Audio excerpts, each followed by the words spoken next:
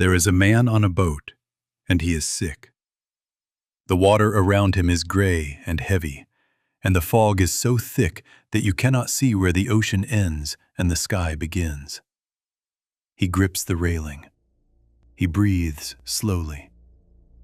His partner stands beside him, and the two of them are meeting for the very first time, which is a strange thing when you consider that they are supposed to be colleagues, professionals, people with a shared history of working together. But they have just introduced themselves on a ferry in the middle of Boston Harbor, and neither of them seems to find this unusual. The man who is sick is named Teddy Daniels. He is a United States Marshal. He is on his way to a psychiatric facility on a remote island to investigate the disappearance of a patient. That is what the film tells you. That is what you believe. And almost nothing about it is true. Welcome to Serial Soul. Let's get started. Section 1. The Island Before You. Know what it is. There is a particular kind of film that knows exactly what it is doing from the very first second, and yet somehow still manages to fool you completely. Not because it is dishonest, not because it withholds things unfairly or cheats its way to a surprise, but because it understands something true about how people watch stories, that the mind fills in gaps with whatever feels most familiar, most expected, most comfortable. Shutter Island is that kind of film. It is completely honest with you from the moment it begins, and it fools almost everyone completely. Martin Scorsese directed Shutter Island in 2010, working from a screenplay by Leda Kalogridis, which was itself adapted from a 2003 novel by Dennis Lehane. Lehane has described writing the novel as a kind of genre experiment, an attempt to blend gothic atmosphere, hard-boiled detective fiction, locked-room mystery, and psychological horror into something that moved between all of those things, without ever quite settling into any one of them. He wrote it fast, he said, once the architecture was in place, because the story required a particular kind of internal precision, where everything had to be exactly where it was for anything else to work. That precision is present in the film, too. Scorsese, who by his own admission is less comfortable with plot than he is with character and atmosphere and music, leaned into those strengths and produced something that feels less like a thriller being executed and more like a mood being sustained. A long, slow, deeply specific mood that carries you somewhere you do not expect to go. The film opens on water. Not a gentle water, not an inviting one. A gray and restless stretch of Boston Harbor, wrapped in fog so dense that the world beyond it simply does not exist. A boat emerges from that fog, slowly, the way things in dreams emerge, not arriving so much as materializing, becoming gradually more solid as they move toward you. And underneath this image, the music begins. Scorsese made the decision early not to commission an original score for Shutter Island.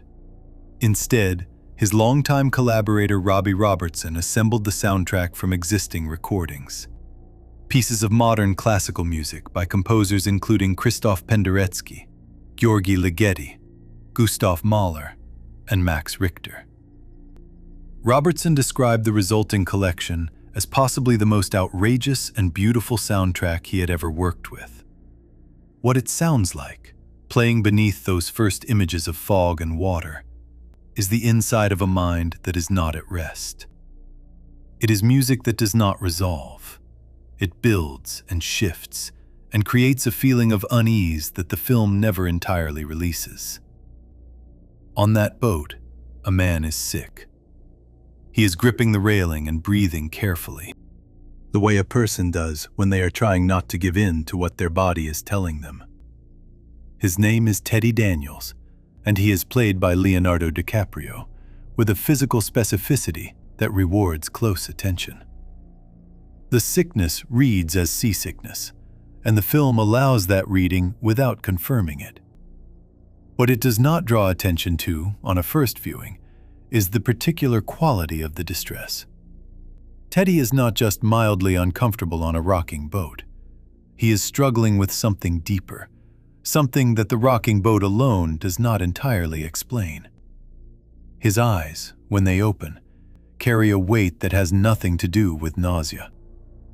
There is grief in them, and something older than grief, something that has been sitting there for a long time. Standing nearby is his partner, Chuck All, played by Mark Ruffalo. The two of them are introducing themselves to each other. Colleagues who have apparently never met before, meeting for the first time on a ferry to a remote island, beginning a professional partnership in the middle of open water. A first viewing finds nothing particularly strange about this. There is enough else to focus on: the case, the island, the fog, the arriving storm, that the unusual circumstances of this introduction slide past without leaving a mark. A second viewing finds it completely remarkable. Two federal marshals who have been assigned to work together, and their first conversation with each other happens on a boat they are already on, heading somewhere they are already going. There was no briefing, no office meeting, no shared history of any kind. They exist in this moment only in relation to this island and this case. Because that is where the story Andrew Latis built for himself begins, on the ferry. That is where his version of things starts. The ferry docks and they step onto the island. The guards who receive them are not welcoming. They are watchful in a way that Teddy notices and remarks on. There is a stiffness to the reception, an exchange of glances between the staff members that carries something unspoken. The deputy warden acknowledges, when asked, that his men are on edge. He declines to explain further. A first-time viewer processes this as the natural tension of an institution with something to hide. An outside investigator has arrived, and the people who run this place are not happy about it. That reading makes complete sense within the thriller that the film appears to be.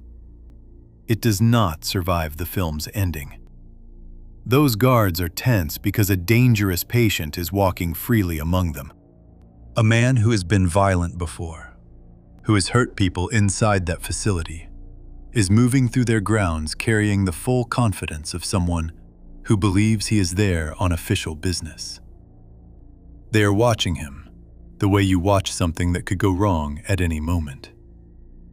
Dr. John Cawley meets them in his office. Ben Kingsley plays him with a very precise kind of stillness, a calm that is real, but that also functions on a first viewing as the calm of concealment. He knows more than he is saying. He is always slightly ahead of the conversation. He presents the facts of the missing patient case with the measured tone of a man who has thought about how to present them. And Teddy, who is trained to notice when people are managing what they share, picks up on this and files it away as evidence of institutional secrecy.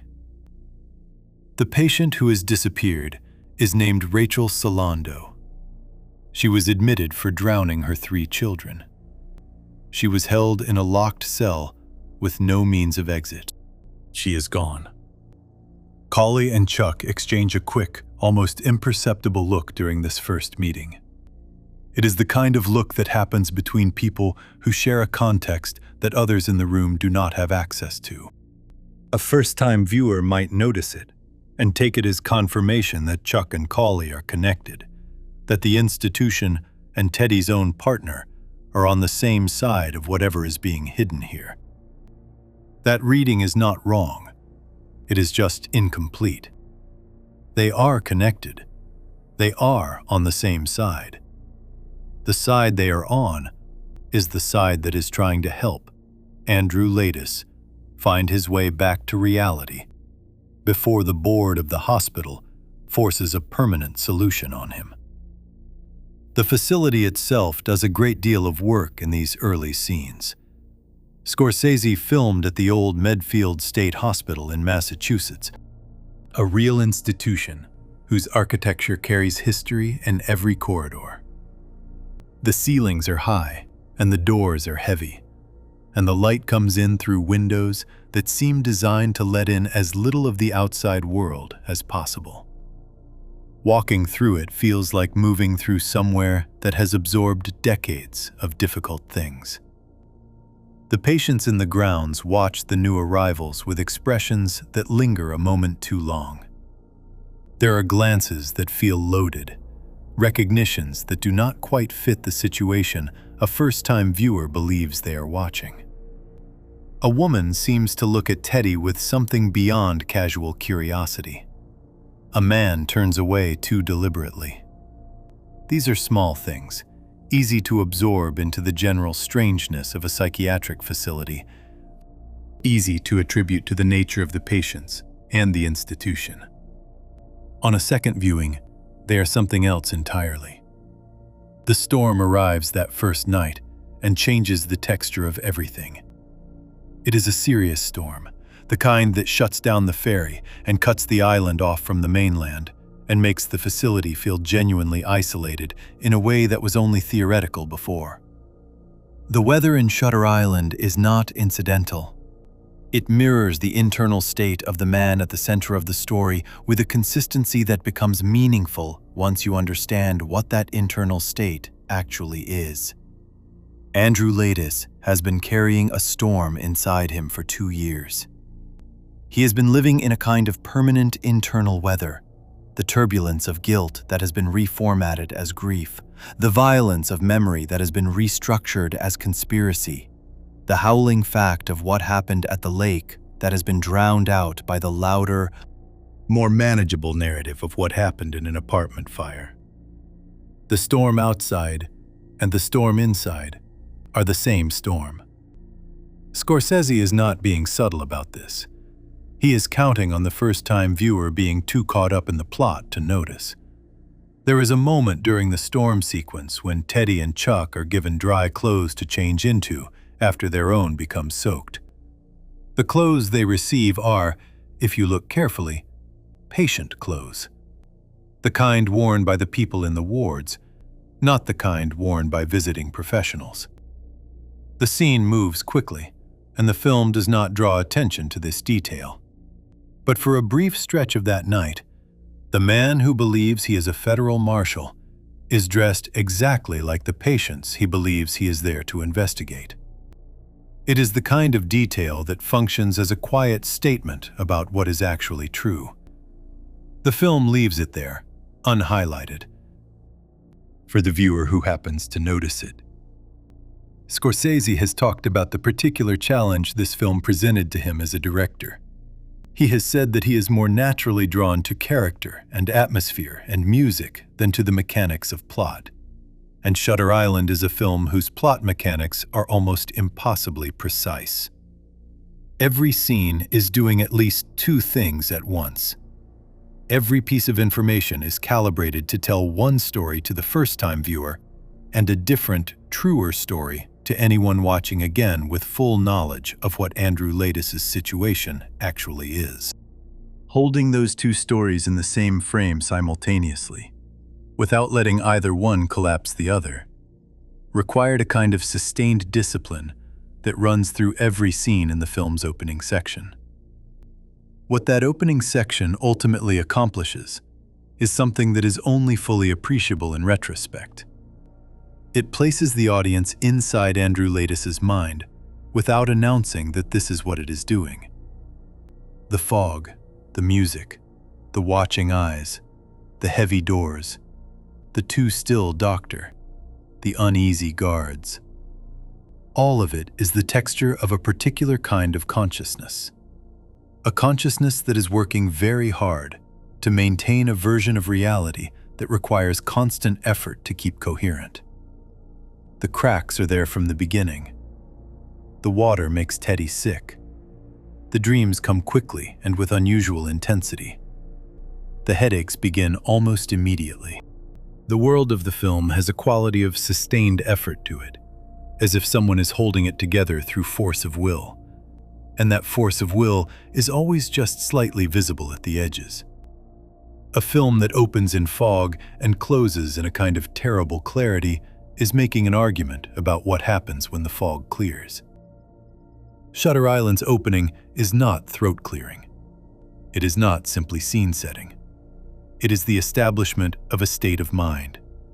Confused, grieving, determined, wrong. That the entire rest of the film will slowly, carefully, and at great emotional cost, dismantle.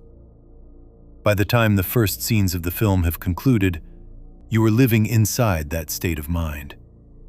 You trust what Teddy trusts. You suspect what Teddy suspects. The walls of Ashcliff are real. The missing patient is real. The partner beside him is real. The mission is real. Before we move on, if you're enjoying this analysis, please consider subscribing. It helps the channel tremendously. The island has settled into its fog now, and the story has begun to move. But before the mystery can unfold, the film has something more important to do. It has to make you believe completely in a man who does not exist. That is where we go next. Section 2. Who Teddy Daniels is supposed to be. Before a film can break a character open, it has to build one that feels worth breaking. Before Shutter Island can reveal that Teddy Daniels does not exist, it has to make you believe in him so completely that the revelation costs something. It has to give him a voice, a history, a set of wounds that feel earned and specific and real. And it does this with a patience that is easy to take for granted on a first viewing, because the building feels like simple storytelling, character introduction, backstory, motivation, when it is actually something more precise than that. Everything that makes Teddy Daniels believable as a character is also, underneath, everything that makes Andrew Laeddis comprehensible as a tragedy. The two identities are not opposites. They are made of the same material, organized in completely different ways. Teddy carries himself with the particular kind of quiet authority that comes from years of difficult work in difficult places. It is not arrogance. It is more like a settled quality, a sense of someone who has seen enough that very little surprises him anymore. He moves through Ashcliff with a professional attentiveness, cataloging rooms, reading people, storing details. He asks questions that are precise rather than broad. He notices things that other people would walk past. Leonardo DiCaprio plays all of this without drawing attention to it, which is itself a kind of skill. The competence is just there, embedded in how Teddy holds his body, how he pauses before speaking, how his eyes move when he enters a new space. He reads as someone you would trust to find the truth. But underneath the competence, from the very beginning, there is something else. A bracing quality. A tension that is not professional alertness, but something more personal, more constant. Teddy moves through the world like someone who is always waiting for the next bad thing to arrive. He is not anxious in an obvious way. He does not flinch or hesitate. But there is a readiness in him that goes beyond what his job alone would produce.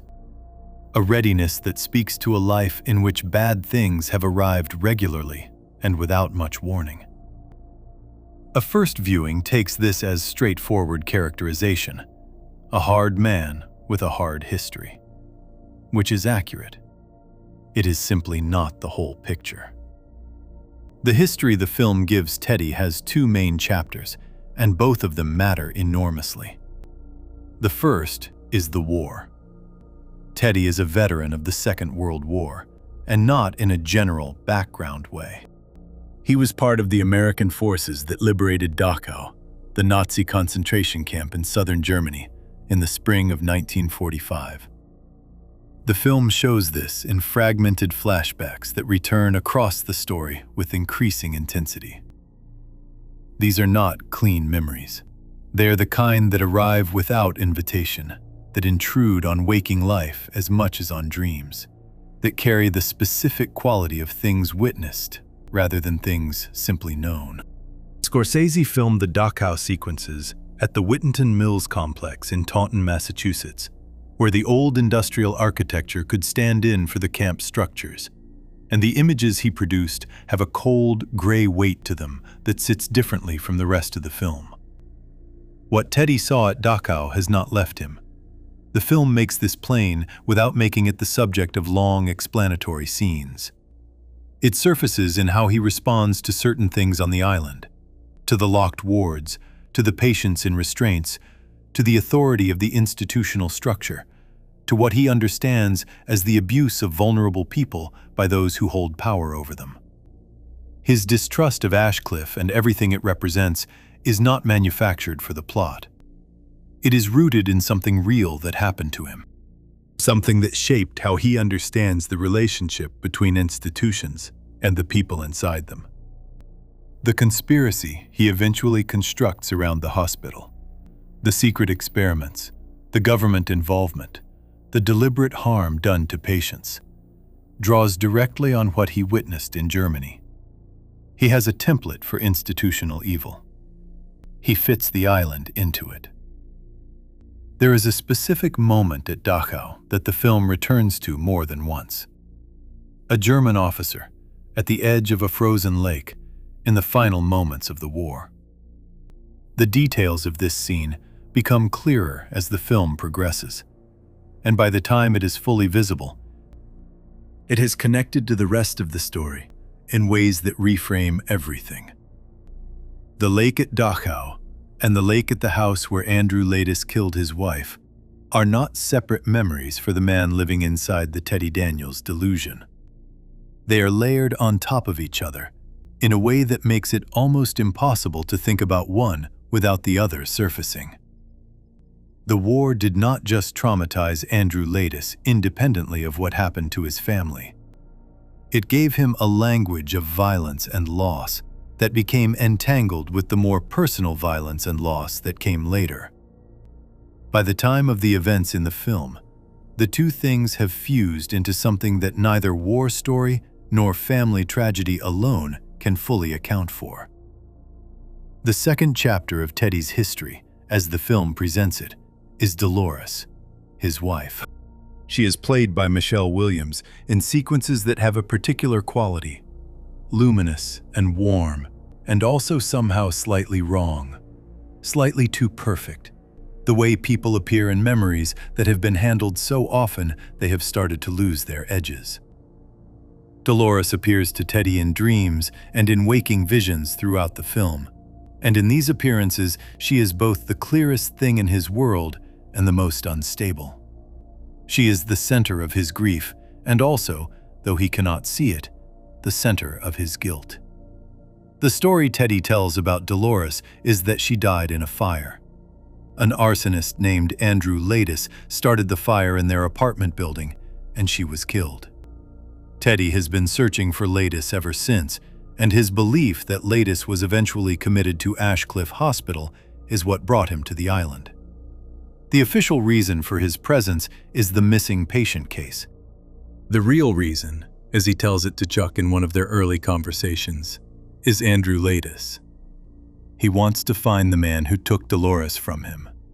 He has built his entire reason for being on this island around that search.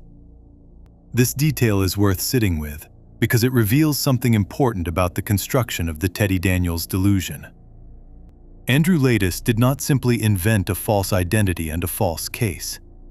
He invented a false identity with a specific, emotionally coherent reason to be on this particular island. He gave Teddy a mission that explained his presence at Ashcliffe without requiring him to acknowledge that his presence there was as a patient. The delusion is not random. It is architecturally precise. It accounts for where he is, why he is there, and what he wants in a way that fits together internally and keeps him from having to face the thing he cannot face. Teddy Daniels is not just a fantasy. He is a very carefully designed one. The love Teddy carries for Dolores is real. This is one of the most important things to understand about how the film works. When he dreams of her, when he sees her face in a crowd or hears her voice in a quiet moment, the feeling is not manufactured. Andrew Laeddis genuinely loved his wife. That love is one of the true things at the center of a story, built largely on things that are not true. But the love existed alongside a failure, a sustained, consequential failure, to see how badly she was struggling. Dolores had serious mental illness. She was manic-depressive in a way that made her dangerous to herself and eventually to others. People around Andrew and Dolores could see this. There were warnings. There were moments when the severity of her condition was visible to anyone paying close attention. Andrew, dealing with his own damage from the war, drinking heavily, absent in the particular way that men in that era were permitted to be absent, did not pay close enough attention. He did not get her the help that might have changed what happened. The film does not present this as a simple failure of care. It presents it as a human one, the kind that people make all the time, in which one person's suffering makes them less able to see another person's suffering clearly. Andrew was not indifferent to Dolores. He was overwhelmed by his own interior life and without the tools or the awareness to recognize how serious her condition had become. That does not change what followed. But it complicates the question of responsibility in a way that the film holds open deliberately, without resolving it neatly.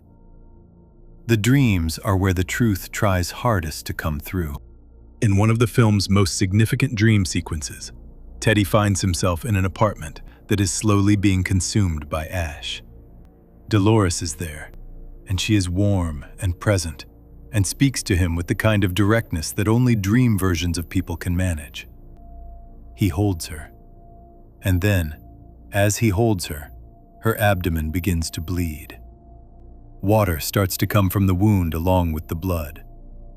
Then she becomes ash in his arms and is gone, and he is left alone in the burning room with wet hands and an emptiness that has no bottom. A first viewing of this sequence reads it as a nightmare about the fire, about the specific circumstances of Dolores' death, about the guilt and helplessness of losing someone to violence you could not prevent. The blood and the fire make sense together. The water is stranger, more difficult to account for, and so a first-time viewer tends to absorb it into the general imagery of the dream without pressing too hard on what it means. On a second viewing, the water is the most important thing in the scene. The water is the lake. Dolores drowned their 3 children in the lake behind the house where they had been living. Andrew came home and found what she had done, and then shot her at the edge of that water. The blood in the dream is real. The water in the dream is real. The fire and the ash are the cover story his sleeping mind cannot entirely maintain. The truth is leaking through the very imagery he constructed to contain it. Chuck Aule moves through all of this as Teddy's constant companion, and the film works carefully to establish the warmth between them. Chuck is patient in a way that goes slightly beyond professional courtesy. When Teddy's theories grow elaborate or paranoid, Chuck does not push back hard. He asks questions that keep Teddy talking, that draw out more detail, that encourage the investigation to continue moving forward. He is supportive in the specific way of someone whose job is to support. Not cheerfully, not blindly, but with a kind of steady, quiet presence that keeps Teddy from completely unraveling in the moments when that seems like a real possibility. A first viewing takes this as the natural dynamic of a good partnership.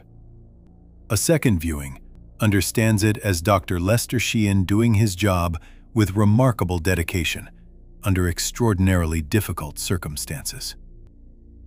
The headaches come almost immediately after Teddy arrives on the island. He attributes them to stress, to the pressure of the case, to the weather and the isolation. They are withdrawal symptoms. Andrew Latis has been taking chlorpromazine, an antipsychotic medication, for the entire 2 years he has been a patient at Ashcliffe. As part of the role-play experiment that Dr. Cawley designed, his medication was discontinued so that his mind could engage more freely with the investigation being constructed for him. Without the medication, the symptoms of his condition begin to reassert themselves. The headaches are the mildest of these. The dreams intensify. The boundary between memory and present experience becomes less reliable. The version of reality he has constructed requires more and more effort to maintain as his brain chemistry shifts underneath it. There is a quiet moment midway through the film's opening section where Teddy sits alone for a brief time and is still. No investigation, no conversation, no movement through the facility. He is simply sitting, and DiCaprio does something in this moment that is difficult to describe precisely, but easy to feel. The competence and the authority and the forward momentum that define Teddy as a character are briefly absent. What is left in their place looks like exhaustion of a very specific kind. Not tiredness from work, but the exhaustion of someone who has been maintaining something for a very long time and cannot quite remember what it felt like before the maintenance began. It lasts only a moment. Then Teddy gathers himself and continues. But the moment is there, and it is honest. And it is one of the places in the film where Andrew Latis is most visible through the character constructed to replace him. What the film is building across all of these details is a character who is entirely believable as a man and entirely coherent as a construction. Teddy Daniels works as a protagonist because his emotional truth is real even when his circumstances are not. The grief is real. The love is real. The war and what it did to him is real. The competence and the determination and the anger are all real. What is not real is the story he has placed all of those real things inside. And a film that can build a character this complete, this emotionally solid, out of material that is simultaneously true and catastrophically wrong, has done something genuinely difficult. It has made you care about a man who does not exist by making sure that everything he feels actually happened to a man who does. Before we move on, if you're enjoying this analysis, please consider subscribing. It helps the channel tremendously. Teddy Daniels is fully formed now, grieving and determined and wrong in ways he cannot see. But scattered across the story the film has been telling, from the very first minutes, were signals pointing somewhere else entirely. Small things, easy to miss on a first watch, impossible to unsee once you know where to look. That is where we go next. Section 3. The clues hidden in plain sight. There is a specific pleasure that comes from watching a film for the second time when the first time ended with a revelation. It is not quite the pleasure of the story itself, because the story is no longer a mystery. It is something different. The pleasure of watching a magician perform a trick you now understand, of seeing exactly where the hand moves and how the coin disappears, and why you believed what you believed when you did not yet know what you know. Shutter Island offers this pleasure in an unusually generous way, because the clues are not sparse. They are not hidden in corners or buried in frames that last half a second. They are present throughout the film, in plain view, doing their work quietly and continuously, trusting that the surface story is compelling enough to keep your attention elsewhere. On a first viewing, it is.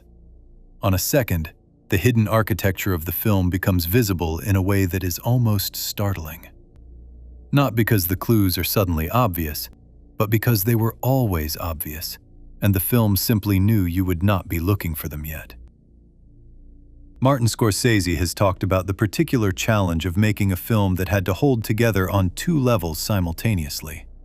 The level of the thriller it appeared to be, and the level of the psychological portrait it actually was. Every scene had to function within both of those realities, without either one undermining the other. Too many clues placed too prominently, and the first-time viewer sees through the story before it is ready to be seen through.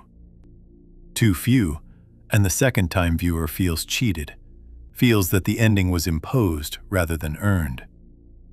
The balance Scorsese struck is one of the more impressive technical achievements of the film, and it is most visible when you go back through the early scenes knowing everything you eventually come to know. The very first clue is also the most sustained one, and it runs from the opening frame to the final scene. It is water. Specifically, it is Teddy Daniels' relationship with water, which is not the relationship of a seasick man on a rocking boat, but something considerably more personal and more broken. The film opens with Teddy sick at the railing of the ferry, and a first viewing accepts the seasickness explanation without question because it is offered clearly and there is no immediate reason to doubt it. But pay attention to how Teddy responds to water across the entire film, and a different picture emerges. He does not simply dislike boats. He is disturbed by water in a way that is physical and immediate, and not proportionate to any professional or practical concern. When rain hits him, when he is near the shore, when the storm sends water against the windows of the facility, his reactions carry an edge that seasickness alone cannot account for. Andrew Laetus's 3 children were drowned in a lake. He found them there, and then he found his wife at the edge of that same water. And what happened next is the event at the center of everything. The event his entire constructed reality exists to keep him from having to fully face. Water is not a neutral element for this man. It is the specific substance of the worst moment of his life. His body knows this even when his mind has worked very hard to forget it. The nausea on the ferry is real, but it is not caused by the movement of the boat. It is caused by the sight of open water, by the smell of it, by the physical reality of being surrounded by the thing that took his children. Scorsese plants this in the very first scene and lets it run quietly underneath every subsequent scene that involves water, which, in a film set on an island surrounded by ocean, is most of them. The fire and water contrast, once you are looking for it, is everywhere. Andrew has constructed a delusion in which his wife died in a fire. Fire is the element of the false story, the element of the version of events that allows him to function.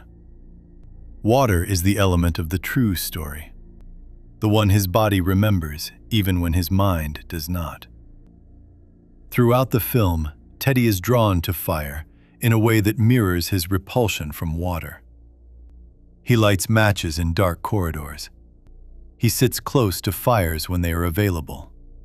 He blows up Dr. Cawley's car at one point, creating a large fire as a diversion, and the moment has an intensity that slightly exceeds what the plot requires. Fire gives him visions of Dolores, warm, present, close. Water makes him sick. The film is encoding the contrast between truth and delusion in its most basic visual elements, and it is doing so from the very first scene. The second clue worth spending time with is Chuck All and his gun. When Teddy and Chuck arrive at Ashcliff and are required to surrender their weapons to enter the facility, Chuck cannot get his gun out of his holster. He fumbles with it.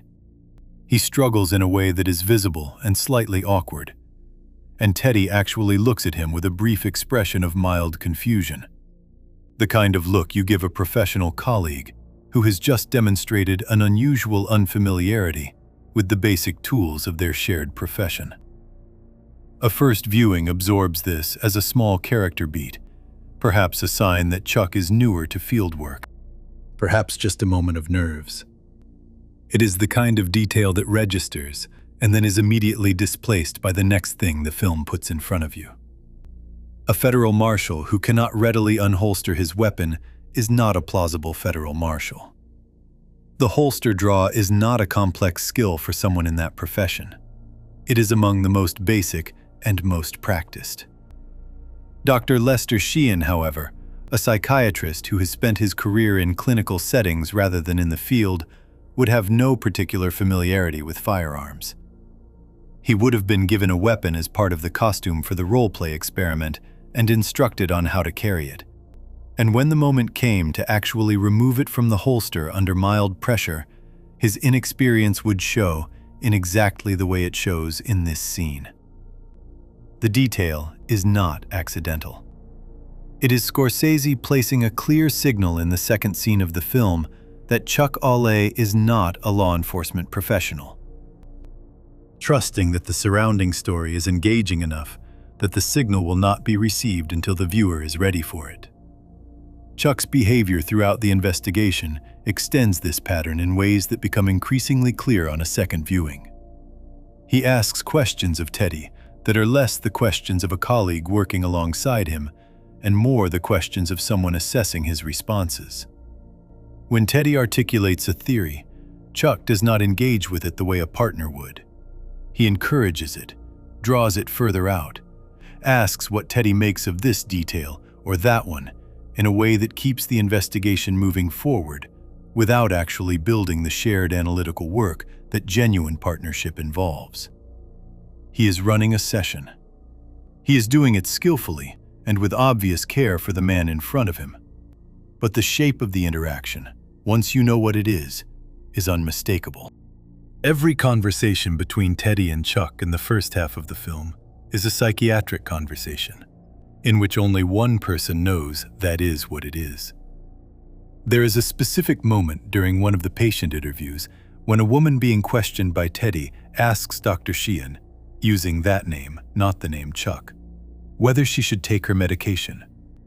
She catches herself almost immediately and redirects, but the slip is there. A first viewing does not register it as a slip because there is no context in which to receive it as one. Chuck is Chuck. The name Sheehan belongs to the absent doctor who is supposedly on vacation. The connection between those two things is not yet available. On a second viewing, the moment is quite remarkable. A patient nearly breaking the experiment simply by responding to the man she actually knows, rather than the man the experiment requires her to pretend he is. The guards, as established in the previous section, carry their unease for a reason that a first viewing does not fully access. But there is a particular detail in how they behave that goes beyond general nervousness. They track Teddy with their eyes in a specific way. Not the way institutional staff might watch an outside investigator with territorial suspicion, but the way trained personnel watch someone they have been instructed to monitor closely, without making that monitoring obvious. There is a carefulness to it, a calibration. They are keeping track of where he is, what he is doing, how far he moves from areas they can observe. When he moves in directions that take him toward parts of the facility that fall outside the boundaries of the experiment, there is a subtle closing of distances, a gentle redirection achieved through apparently casual means. A first viewing takes the guards as part of the institution's general defensiveness. A second viewing sees them managing a patient who does not know he is being managed. The note that Teddy finds in Rachel Solando's room, the crumpled paper that reads, "The Law of Four, who is 67, is one of the film's most elegant pieces of embedded misdirection. On a first viewing, it functions as the central mystery object, the cryptic clue that drives the investigation forward. Teddy spends considerable energy trying to decode it, and the process of decoding it occupies a significant portion of the film's middle section.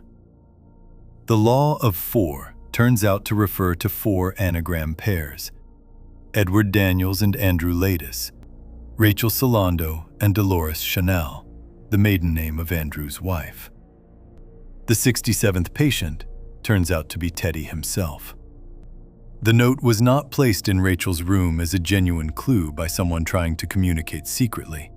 It was constructed as part of the experiment, a designed element of the roleplay, intended to guide Andrew through the investigation in a particular direction.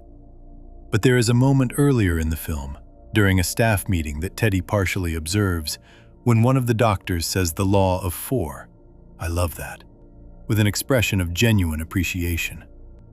A first viewing hears this as the oddly casual commentary of an institutional professional on some internal procedure or practice. A second viewing understands that everyone in that room knows exactly what the law of four is, knows it is the architecture of the experiment being run on the man moving through their facility at that very moment, and that the doctor speaking is expressing something like admiration for the elegance of its construction. The experiment is visible to everyone at Ashcliff. It is visible to everyone except the man it was designed for. Teddy's headaches carry their own layer of significance when you know their actual cause. He attributes them variously to stress, to the pressure of the investigation, to the strange food or the climate, or the tension of being in an unfamiliar and unwelcoming environment. None of these explanations are entirely unreasonable, and a first viewing accepts them as the kind of physical symptoms a hard-working man under pressure might reasonably experience. What they actually are is the physical consequence of withdrawal from chlorpromazine, the antipsychotic medication Andrew Latis has been taking for 2 years. When the medication is stopped for the purposes of the experiment, his brain chemistry begins to shift back toward the state it was in before treatment. The headaches are one symptom. The intensifying dreams are another. The increasingly vivid and difficult to contain hallucinations that appear as the film progresses are a third. His body is telling him something is wrong. His constructed identity has no framework within which to correctly interpret that signal. The dream sequence involving Dolores in the ash-filled apartment contains a detail so precisely placed that it functions almost as a direct statement of the film's hidden reality. When Teddy holds Dolores in that dream and her abdomen begins to bleed and release water, the combination of blood and water is not a random assemblage of unsettling imagery. It is the literal truth of how Dolores died, encoded in the visual language of a dream that is trying to tell Andrew what happened, even as the conscious mind that produces the dream refuses to allow the full truth to be spoken plainly. She was shot in the abdomen. There was blood. The water was the lake she had just come from, the lake where the children were, the lake that is the true center of everything. The dream cannot say this directly. It can only show it in fragments, in the combination of fire and ash that belong to the false story and water and blood that belong to the true one. The two stories are literally bleeding into each other in the most important scene in the film's first half. And a first viewing has no way of knowing that this is what it is watching. Teddy's Band-Aid is a smaller detail, but worth noting. He has a Band-Aid above his left eyebrow from early in the film, and it sits there across multiple scenes without a clear explanation of how he came to have it. A first viewing tends to absorb it as background detail, the kind of minor physical fact that gets established and then forgotten. In the context of the full story, it is a remnant of something that happened before the events of the film begin. One of the instances of violence that Andrew Latis was involved in at Ashcliff. The incidents that eventually led the hospital's board to demand a resolution to his case. His history of violence within the institution is part of what makes the experiment both necessary and urgent. The Band-Aid is not explained directly, but it is consistently present as a small physical reminder that this man's time on the island did not begin with the ferry. The patients themselves, when Teddy and Chuck interview them, respond in ways that a second viewing finds quietly extraordinary. They are people who know what is actually happening, who know that the man interviewing them is not a marshal, but a fellow patient, engaged in an elaborate therapeutic exercise, and who are navigating the impossible social situation of being asked to participate in a reality they know to be false, without breaking it. Their strangeness, their awkward pauses, their misdirected glances. These are not simply the behaviors of the mentally ill in the presence of authority. They are the behaviors of people who have been asked to do a very difficult thing and are doing it imperfectly, with the specific imperfection of people who keep almost saying what they are not supposed to say. One patient writes the word run in Teddy's notepad. Another mouths the name Ladis while looking directly at him.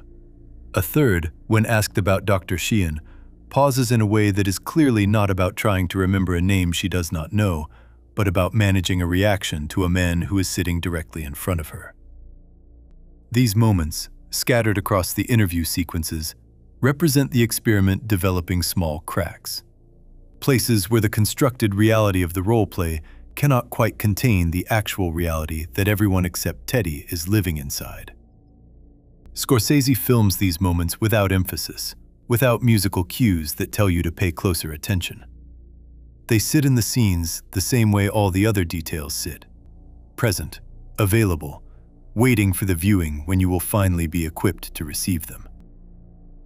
What all of these clues share, taken together, is a common logic.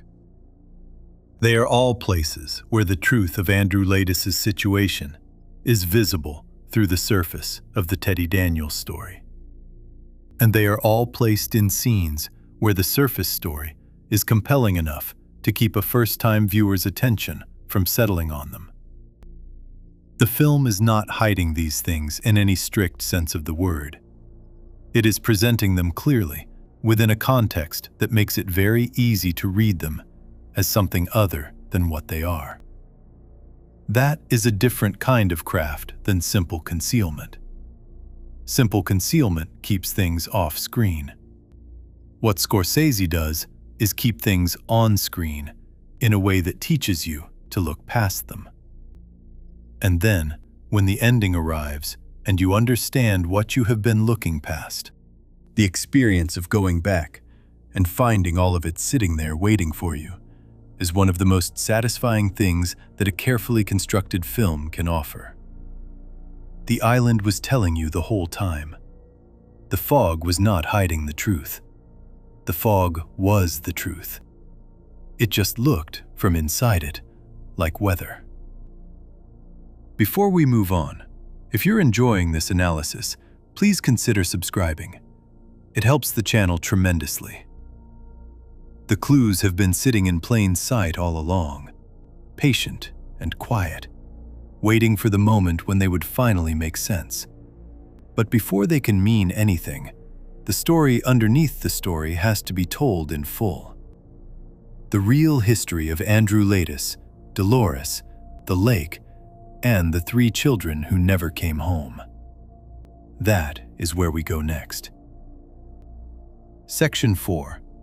Dolores, the lake, and the thing Andrew cannot face. There are certain things that the human mind simply refuses to hold.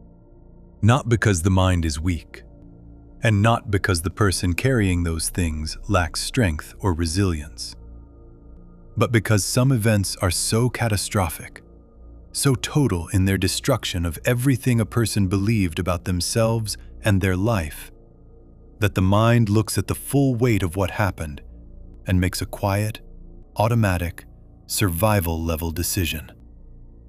It decides that the truth, in its complete form, is not compatible with continued functioning. And so it begins to work. It finds the edges of the unbearable thing and starts to reshape them. It moves pieces. It reassigns causes. It builds, slowly and with extraordinary internal logic, a version of events that allows the person inside it to keep breathing, keep moving, keep existing in a world that the true version of events would make completely unlivable. This is not a failure of the mind. In its own terrible way, it is the mind succeeding at the most basic task it has. Andrew Ladis's mind did this so completely, so architecturally, that by the time the events of the film begin, the constructed version of his life has been running for 2 years without significant interruption. The real story has been so deeply buried under the false one that Andrew has not simply forgotten it, he has replaced it. He is not a man who knows the truth and is hiding from it. He is a man who has genuinely, functionally, ceased to have access to it. Teddy Daniels is not a lie Andrew tells other people. Teddy Daniels is the only self Andrew has been able to locate for 2 years. The full story, told plainly, is this.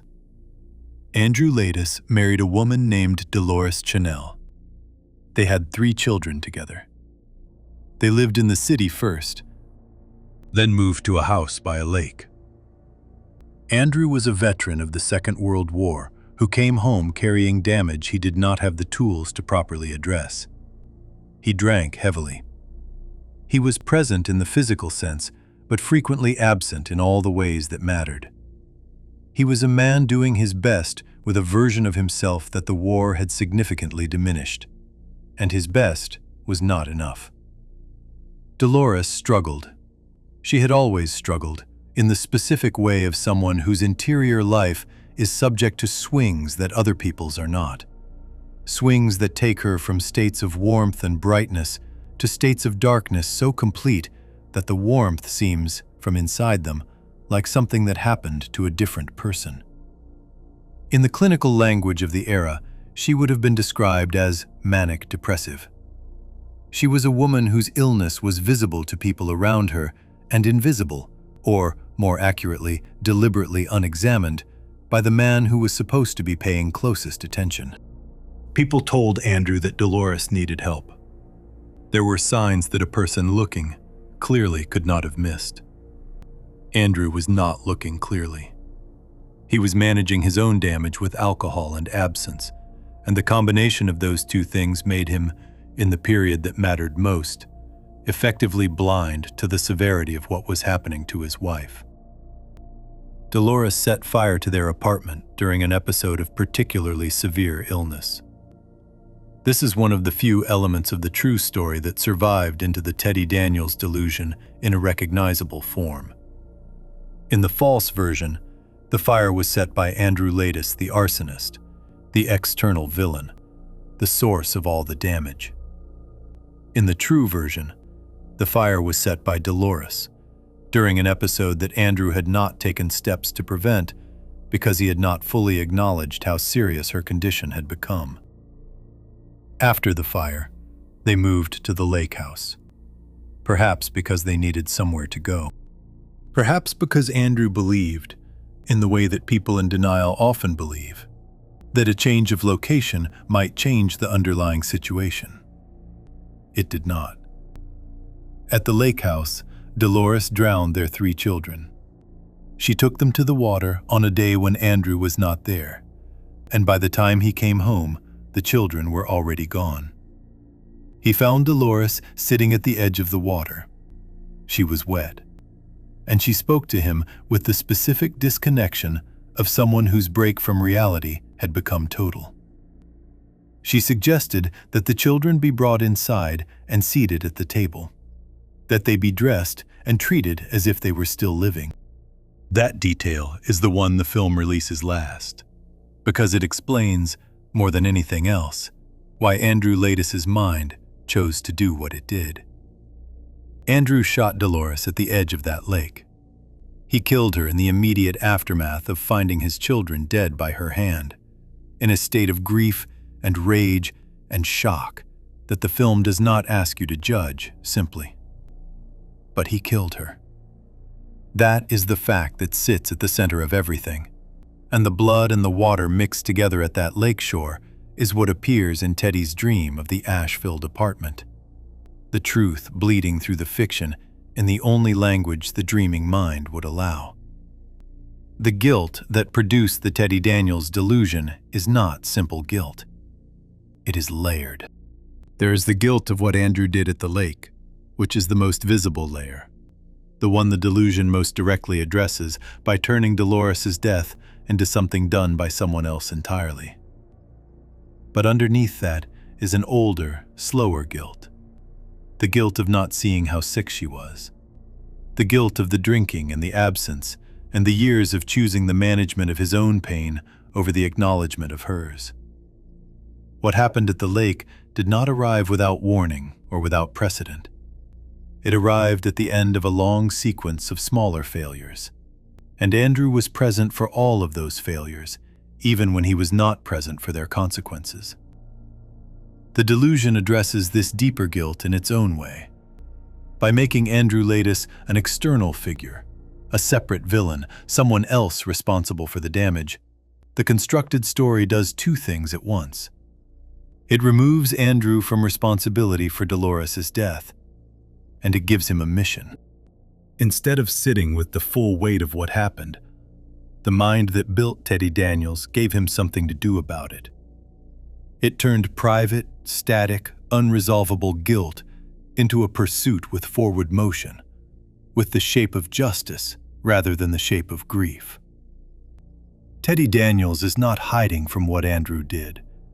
He is actively doing something about it, in the only way his broken mind could make sense of the need to do something. The children are almost entirely absent from the film's surface narrative, and that absence is itself a choice. They appear briefly, at the edges of certain sequences, in ways that register subliminally without becoming the focus. Their absence from the Teddy Daniels story is particularly complete. He does not have children in his constructed identity. This makes sense when you consider what the children represent. They are the point at which the guilt becomes truly unlivable. Andrew's failure to get Dolores adequate help is something a person might, with enormous difficulty, find some way to carry. What happened to the children as a consequence of that failure is not. The mind that built Teddy Daniels did not give him children because children were the thing it could least afford to look at directly. The lake is in the film the way water is in the film, constantly, quietly, at the edges. And at a certain point, when Teddy climbs to a high point and looks out at the water surrounding the island, his expression does something that the plot does not account for. He is not thinking about the case. He is simply looking at the water with an expression that goes somewhere much older and much darker than anything Teddy Daniels has reason to feel. Andrew Laeddis is in that expression. Not fully, not consciously, but present. Looking at the water the way a person looks at the place where the worst thing happened. Teddy Daniels is not a failure of Andrew Laeddis. In a dark and broken way, Teddy Daniels is how Andrew Laeddis survived. The question the film is moving toward, slowly and with great care, is whether surviving inside a lie is surviving at all, and whether the truth, as terrible as it is, might offer something that the lie can never provide. That question does not have a clean answer. Shutter Island is not a film that offers clean answers, but it earns the weight of the question by refusing to simplify Dolores into a villain or Andrew into a victim, by holding the complicated truth of two people who failed each other in different ways and at different scales, and by asking what a mind is supposed to do with that. Before we move on, if you're enjoying this analysis, please consider subscribing. It helps the channel tremendously. The story beneath this story has been told now. The lake, the children, Dolores, and the thing Andrew built to survive knowing what he knew. What remains is the question of how a hospital and two doctors decided that the only way to reach a man this lost was to follow him into the world he had constructed and lead him out of it from the inside. That is where we go next. Section 5. Dr. Colley and the Experiment. There is a particular kind of person who chooses to work with the most damaged and the most dangerous patients in a psychiatric institution. And that choice is never entirely explained by professional ambition or academic interest alone. Something more personal tends to sit underneath it. A belief, held with enough conviction to sustain years of difficult and frequently unrewarded work, that the person in the locked ward is still a person. That the damage is not the definition. That somewhere inside the most broken presentation, there is something worth the effort of trying to reach. Dr. John Cawley is that kind of person. The film establishes this gradually and without sentimentality, through the specific way he moves through Ashcliffe, the way he speaks about his patients, and the way he has staked his professional reputation on an experiment that his colleagues consider not just unorthodox, but actively irresponsible. He is not a villain. He is a man who believes something deeply enough to act on it, in circumstances where acting on it carries real cost. Ben Kingsley plays Cawley with a stillness that the film uses in multiple ways. On a first viewing, that stillness reads as the stillness of concealment. A man who knows more than he is saying and is carefully managing what reaches the people he speaks with. That reading is not wrong, but the stillness is also something else. It is the stillness of someone carrying significant responsibility with great care. Someone who understands that the experiment he is running operates at the outermost edge of what is therapeutically justifiable, and who has made a considered decision to be there anyway, because the alternative, the lobotomy the board has been pushing for, the permanent erasure of whatever remains of Andrew Laeddis, seems to him worse than the risk of the experiment failing. Understanding Cawley requires understanding the historical context in which he is operating. The film is set in 1954, and that year is not a randomly chosen detail. It sits at a particular hinge point in the history of psychiatric treatment in America, a moment when two very different ideas about mental illness were in direct and sometimes bitter conflict. On one side were the practitioners of the institutional model, containment, restraints, electroconvulsive therapy, and at the most extreme end, lobotomy. The surgical severing of connections in the frontal lobe reliably produced patients who were calmer and more manageable, and also, in any meaningful sense, significantly less themselves. The lobotomy had been awarded a Nobel Prize in 1949, granted to the Portuguese neurologist Egas Moniz, who developed the procedure, and in America, roughly 50,000 people underwent some form of the operation between the late 1940s and early 1950s. On the other side were practitioners who believed this model was not medicine in any sense that deserved the name. It was control. It was the elimination of the problem by eliminating the person who had the problem. The emerging alternative, compassionate, patient-centered, oriented toward understanding the psychological roots of a condition, rather than simply suppressing its symptoms, was newer, less proven, and considerably more difficult to practice in facilities designed around the logic of containment. Cawley belongs to this second tradition, and the film is precise about what that position costs him. It costs him the support of the warden, who represents the old model in its most uncompromising form. It costs him the easy confidence of certainty, and it costs him, in the case of Andrew Laeddis specifically, an enormous personal and professional investment in an experiment with no guarantee of success.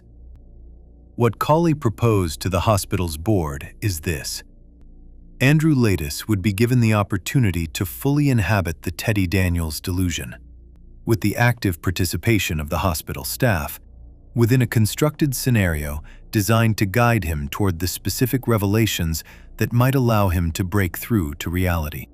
The missing patient, Rachel Solando, is invented. The investigation is invented. Chuck Aule is Dr. Sheehan in a new role. The entire apparatus of the investigation is designed and managed, from start to finish, by the people Teddy believes he is investigating.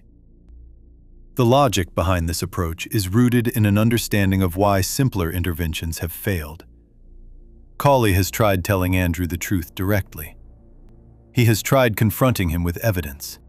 Andrew's mind has rejected this approach every time with remarkable efficiency. The delusion is not a thin surface that direct confrontation can penetrate. It is structural, load-bearing, constructed by a mind of genuine intelligence and reinforced over 2 years into something that is, from the inside, absolutely coherent and absolutely real. Telling Andrew he is not Teddy Daniels is like telling a person the floor they are standing on is not there. The experience of standing on it is so immediate and complete that the verbal claim simply does not register as credible. What Cawley understood is that the only intervention with any real chance of success is one that meets Andrew inside his own reality and works from within that reality toward the truth. The delusion has to be honored before it can be questioned. Andrew has to arrive at the truth through a process that feels like discovery rather than imposition.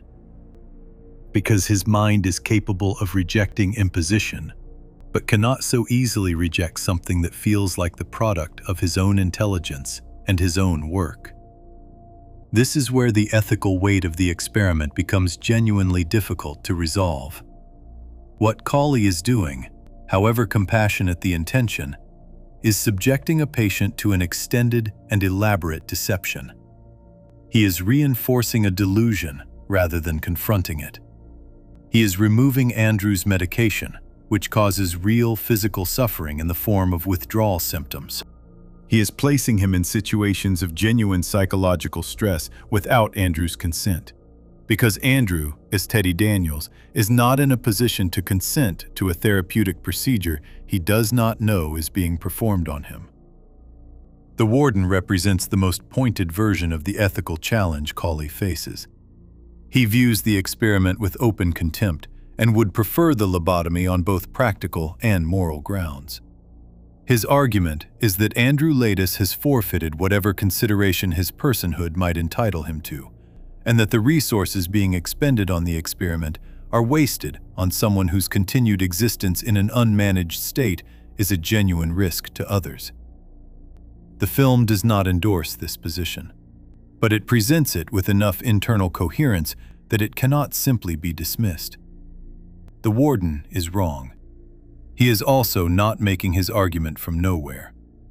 Sheehan's inclusion in the experiment as Chuck Oley is both clinically logical and personally significant.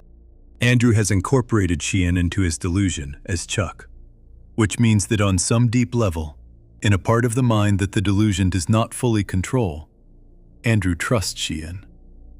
By having Sheehan participate as Chuck, Cawley is using that genuine relationship as a therapeutic resource.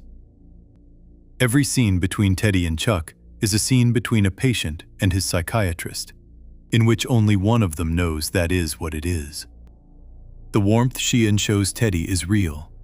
It is the warmth of a doctor who genuinely cares about his patient and has committed to an extraordinarily difficult role in service of that patient's recovery.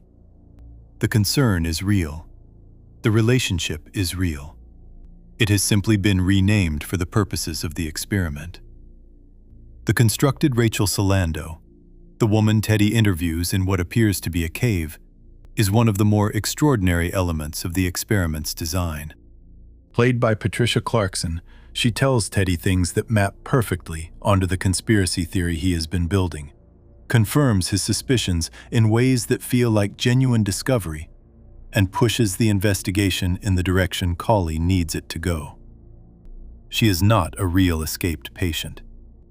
She is a performer in Andrew's therapeutic drama, and every word she says has been chosen for its effect on a specific audience of one. This is the point at which the experiment's ethical complexity becomes most acute. The constructed Rachel is not simply going along with the delusion. She is actively feeding it, deepening it, in service of a therapeutic goal that requires the delusion to reach its fullest expression before it can be broken. Colley's design involves making the delusion as complete as possible before the confrontation intended to dissolve it. The constructed Rachel ensures that the delusion is fully built before the lighthouse attempts to dismantle it. Colley is not wrong to try. The lobotomy that is the alternative is genuinely terrible. Not just physically, but as a statement about what Andrew Laeddis is worth.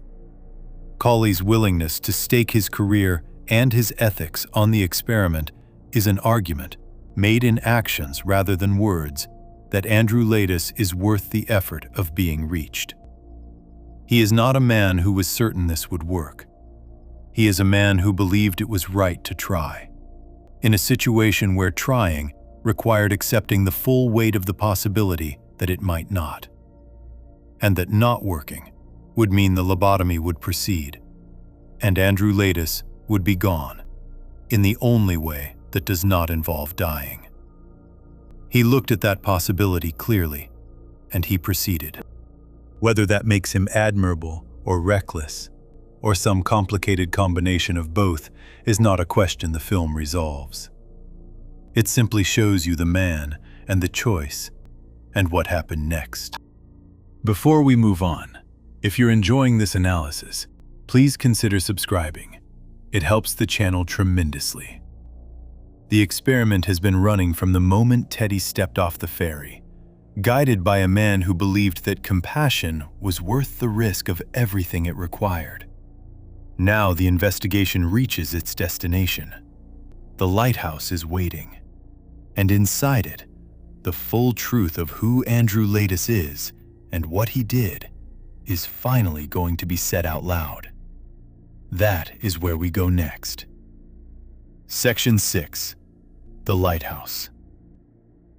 There is a moment in certain kinds of stories where the running stops, where the pursuit and the theories and the forward momentum of the plot simply cease, and what is left is a room and two people in it, and the truth. Shutter Island builds toward this moment across its entire runtime. Every scene, every clue, every carefully constructed element of the role-play experiment, every dream and hallucination and fragment of memory, all of it is moving, with patient and deliberate purpose, toward a lighthouse at the edge of an island in Boston Harbor, where a man who has been someone else for 2 years is finally going to be asked to be himself. The lighthouse scene is the center of the film. Everything before it is preparation. Everything after it is consequence. And the scene itself, when it arrives, is quieter and sadder and more human than the thriller machinery surrounding it has any right to produce. Teddy has been building toward the lighthouse for the entire film. In his version of events, in the conspiracy theory that his mind has constructed around the island and its institution, the lighthouse is the location of the secret, the place where the real experiments happen, the place where the government's involvement in the hospital's activities is most visible, most documented, most undeniable. He has been told by various sources within the story, by George Noyce, the patient whose warnings Teddy interprets as confirmation of the conspiracy, rather than as the desperate communications of someone trying to reach Andrew through the Teddy Daniels exterior, that the lighthouse contains the truth. He is correct about this. The lighthouse does contain the truth. It simply is not the truth he has been expecting to find. Getting to the lighthouse requires Teddy to move through increasingly dangerous territory, both physically and psychologically. The storm has passed, but the island remains difficult. His headaches are worsening. The gap between what he expects to find and what the investigation keeps actually producing is widening in ways that his constructed reality is working harder and harder to account for. He has begun to encounter moments of genuine instability, flickers of something beneath the Teddy Daniels surface, brief and quickly suppressed, but present in a way they have not been earlier in the film. His body is telling him things his mind is not yet ready to receive. The withdrawal from his medication has been progressing throughout the film's events, and the neurological consequences of that withdrawal are beginning to accumulate in ways that make the maintenance of the delusion increasingly effortful. When Teddy finally reaches the lighthouse and pushes through the door, he finds not a laboratory, not evidence of government experiments, not the documentation of institutional evil that his conspiracy theory has been promising. He finds a room. And in that room, waiting for him, with the particular stillness of someone who has been preparing for this conversation for a very long time, is Dr. Cawley. The staging of the scene is deliberate and worth paying attention to. Cawley is seated, calm, unhurried. There is no alarm in his posture, no defensive positioning, no attempt to control the situation through authority or force. He has sent the guards away.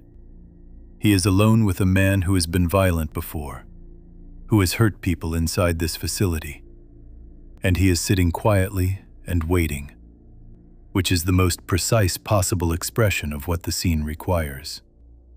Cawley is not confronting Andrew Laeddis. He is receiving him.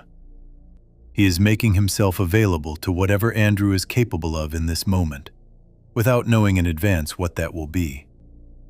And the stillness of his posture is the physical expression of that openness. He begins with a question. "Why are you all wet, baby?" He asks it quietly, and on a first viewing, it reads as a strange non sequitur, a cryptic opening to what Teddy expects to be a confrontation about the facility's secrets. It is not a non sequitur. It is the most precise possible opening, because it is the question that Andrew Laeddis asked his wife Dolores when he came home to the lake house and found her sitting at the edge of the water after drowning their children. Cawley is not asking Teddy why he is wet. He is reaching past Teddy directly to Andrew, using the specific words of the worst moment of Andrew's life, trying to find the frequency at which Andrew is still present underneath everything that has been built on top of him. What follows is a long scene, and the film gives it room. There is no rush in how it is edited, no urgency to get through the information quickly and return to the thriller's forward momentum. Because the film understands that this scene is not a plot point. It is the film. Everything else has been in service of getting here, and the scene earns its length by using every moment of it. Cawley begins to speak, and what he says is a complete and careful account of the truth of Andrew Laeddis's life. His admission to Ashcliff, the events that preceded it, and the experiment that has been running since his arrival. He reads from Andrew's intake form, and the words of the form are worth sitting with, because they describe, in the clinical language of institutional psychiatry, a person who is very different from the one we have been watching for the past hour and a half. The patient is highly intelligent, highly delusional, a decorated army veteran with a known proclivity for violence who shows no remorse for his crime because he denies the crime ever took place. He has constructed highly developed and fantastical narratives which preclude facing the truth of his actions. The language is flat and procedural, the language of a document rather than a story, and it lands with a particular kind of force because of that flatness. This is how the institution sees Andrew Laeddis, not the grieving husband, not the determined investigator, not the man with a mission. A dangerous patient who has built an elaborate fiction to avoid accountability for what he did. Cawley explains the anagrams. Edward Daniels is Andrew Laeddis, the letters rearranged. Rachel Solando is Dolores Chanel, Dolores's maiden name rearranged. The missing patient that Teddy has been investigating does not exist. She is a construction, a character built from the raw material of Andrew's own memory of his wife, given a story that mirrors Dolores's story. A woman who drowned her children, held in a locked facility, because Andrew's mind, even in building the false investigation, could not entirely escape the truth it was designed to contain. The missing patient is a shadow of Dolores, cast by Andrew's guilt in a direction that allowed him to examine the shape of what happened without having to look at it directly. Teddy pushes back. Of course he does. The delusion is not a surface position that a calm explanation can simply dissolve. It is structural, constitutional, built into how Andrew experiences reality at the most basic level. And Cawley has tried this before, not in this specific context, not in the lighthouse at the end of the experiment, but in earlier interventions that Andrew's mind rejected efficiently and completely. The fact that Cawley is telling him this is itself, within the logic of the Teddy Daniels delusion, evidence of the conspiracy. Of course, the head of the facility would come to the place where the secrets are kept and offer an elaborate alternative explanation for everything Teddy has found. This is what they would do. This is exactly what the conspiracy would produce in this moment. Cawley has anticipated this. The design of the experiment anticipated this. The lighthouse confrontation is not intended to work through argument alone, because Andrew's mind is too sophisticated to be argued out of a position it did not arrive at through argument. What the lighthouse scene is intended to do is create the conditions for Andrew's own recognition, to provide enough evidence, enough specific detail, enough things that only Andrew Laeddis could know, that the recognition becomes impossible to deny from the inside. The anagrams are part of this. The intake form is part of this. But the most important part is what happens when Chuck arrives. Chuck comes through the lighthouse door in a suit, and he introduces himself as Dr. Lester Sheehan. He is calm and gentle, and speaks to Teddy with a directness that is different from how Chuck has spoken throughout the investigation. Less collaborative, more straightforward. The voice of someone who is no longer required to stay in a particular role and is simply being honest with someone he cares about. He confirms everything Cawley has said. He explains his own role in the experiment. He explains the 2 years of working with Andrew as his primary treating psychiatrist. He explains why he agreed to participate in the role play, what the alternative was, what Cawley believed was possible. And something happens. It is not a dramatic breakdown. It is not a sudden flood of recovered memory accompanied by swelling music. It is quieter than that, and more specific, and more honest than the thriller format seems to have any room for. Andrew Laeddis begins to come back. Not all at once, not completely, not without cost. But the recognition begins to work its way through the layers of the Teddy Daniels construction in a way that previous confrontations have not managed. The detail is too precise. The specific knowledge that only Andrew would have is too present. The people in front of him know things about his life that cannot be explained by the conspiracy theory.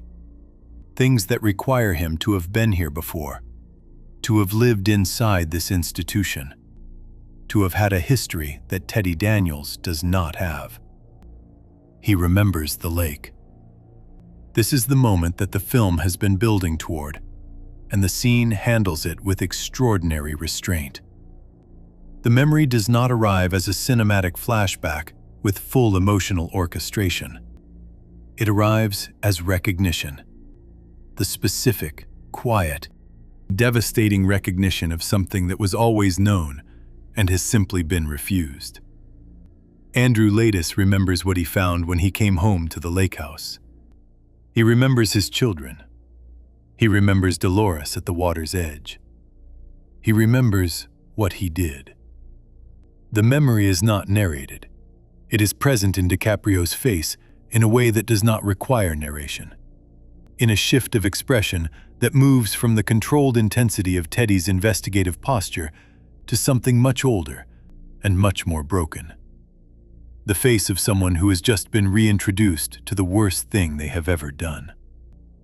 Cawley watches this with the expression of a man who has been hoping for exactly this, and is finding that hoping for it and witnessing it are very different emotional experiences.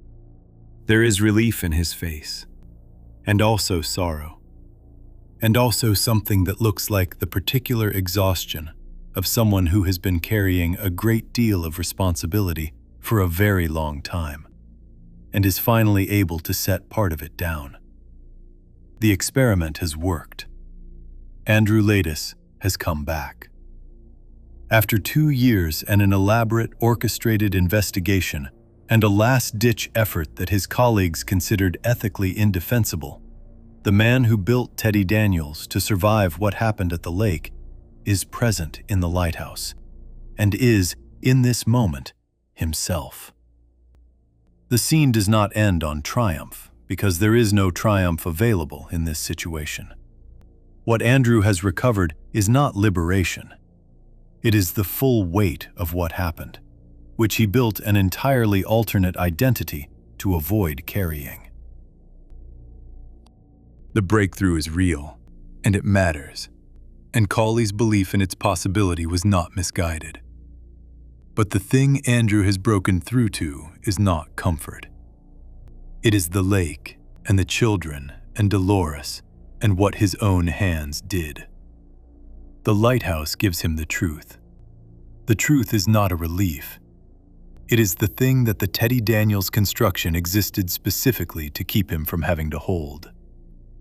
There is a moment in the lighthouse scene that the film does not draw attention to, but that carries significant weight. After the recognition has occurred, after Andrew has come back far enough to acknowledge what Cawley is telling him, he picks up a gun. The gun turns out to be real only within the delusion. When he fires it at Cawley, there is blood, and then there is not, and the reality reasserts itself. What this moment shows is that the delusion is not gone. It is not fully dissolved by the recognition in the lighthouse. It is still present, still capable of reasserting itself, still close enough to the surface that a moment of overwhelming stress can bring Teddy Daniels back with enough force to make Andrew fire at a doctor he has just, moments earlier, acknowledged as real. The breakthrough is genuine. It is also fragile, and that fragility is what the film's final act is entirely about. Cawley, in the aftermath of this, does not claim victory.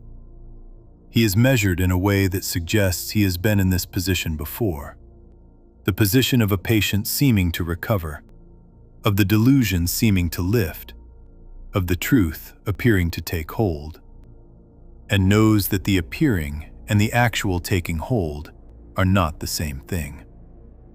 Andrew Laeddis has had moments of clarity before. The intake form notes this.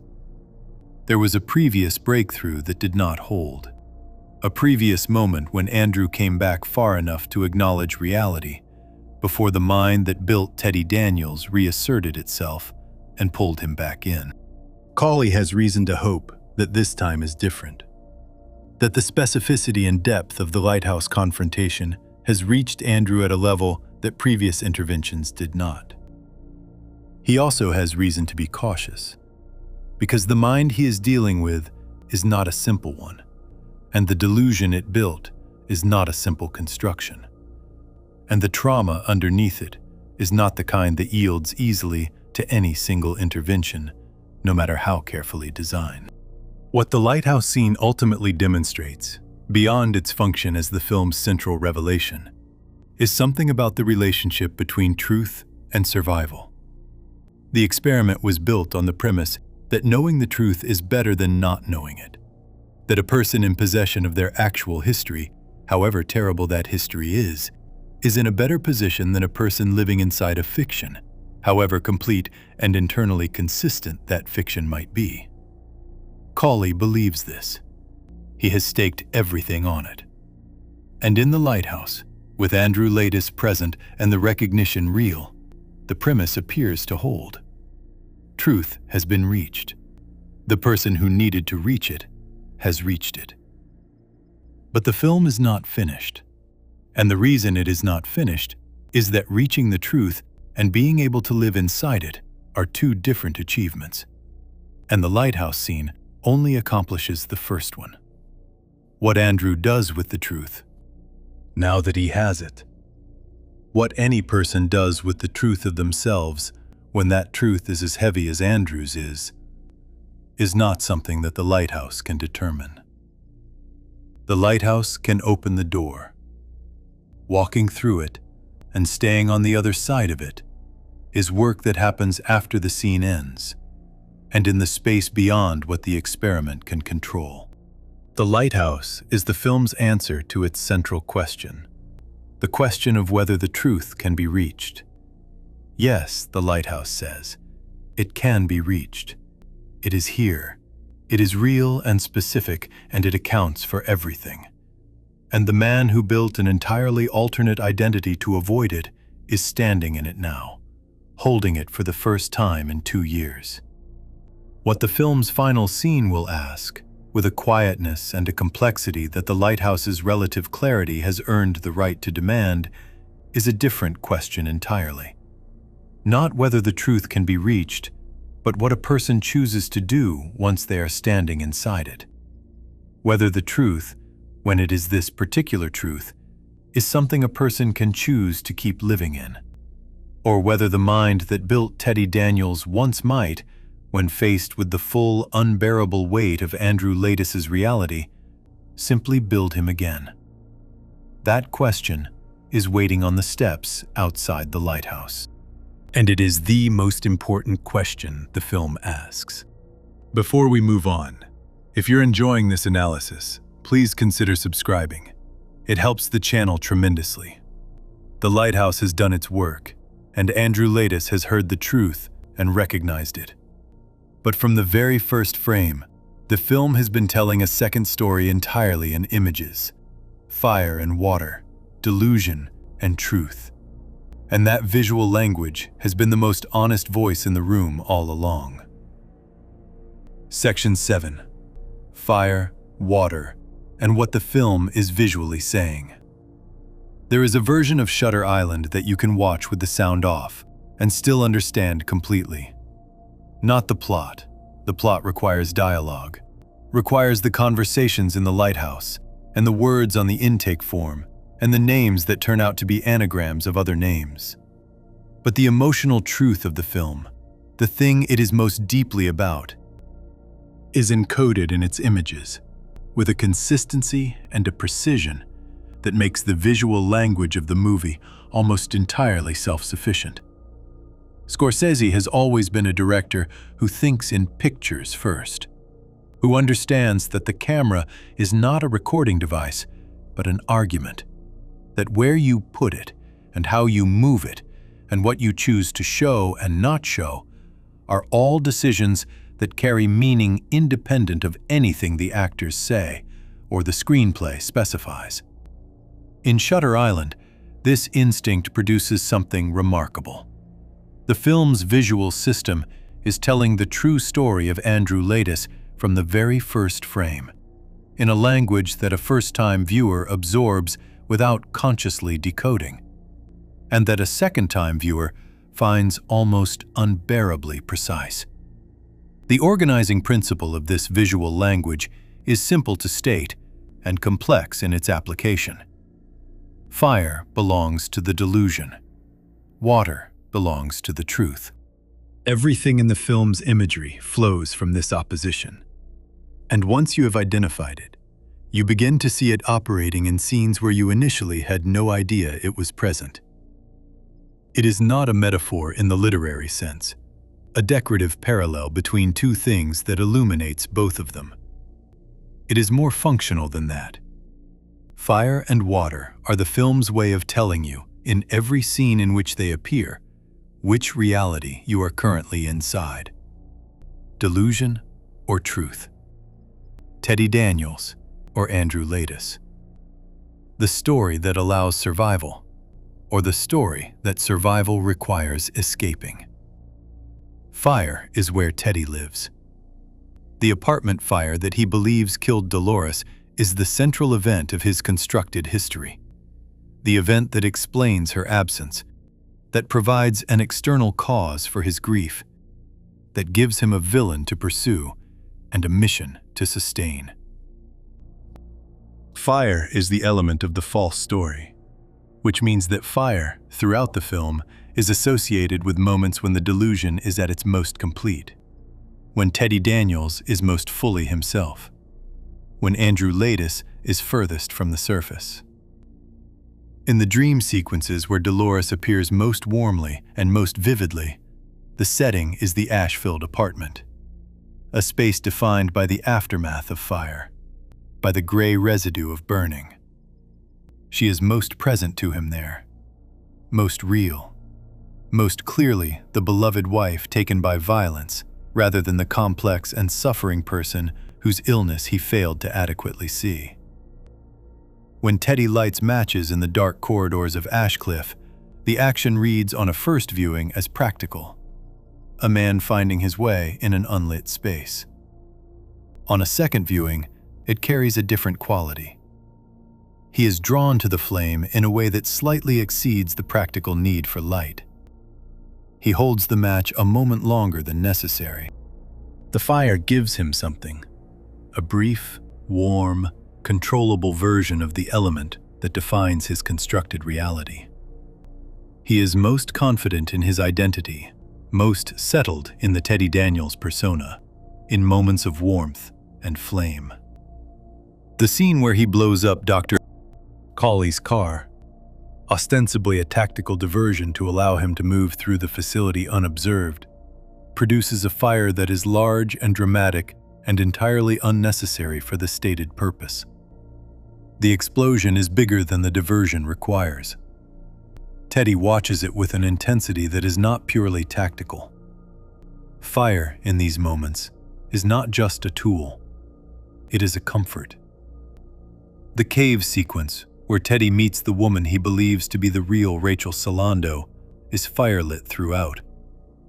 They sit near a fire that she has built, and the warmth of it is present in how the scene is shot. The light is golden and intimate, and the shadows it casts are softer than the harsh institutional lighting of the main facility. This is a scene that is, in reality, entirely fabricated. The woman is not Rachel Solando. The cave is a staged location. The conversation is scripted as part of the experiment. It is one of the most comprehensively false moments in a film full of false moments. And it is the warmest, most visually inviting, most firelit scene in the entire movie. Scorsese is not being subtle. The scenes that are most false are the most warm. The light that comes from fire is the light of the delusion. And the delusion is, in its own terrible way, a comfortable place. It was built to be comfortable. It was built specifically because the alternative was not. Water is where the truth lives, and the film makes this as physically immediate as possible. Teddy's reaction to water is the film's most sustained visual argument, because it is present in almost every scene, and because the reaction is physical and involuntary in a way that thought and intention cannot control. His body knows what happened at the lake, even when his mind does not. The nausea on the ferry is the most obvious expression of this, but it runs throughout.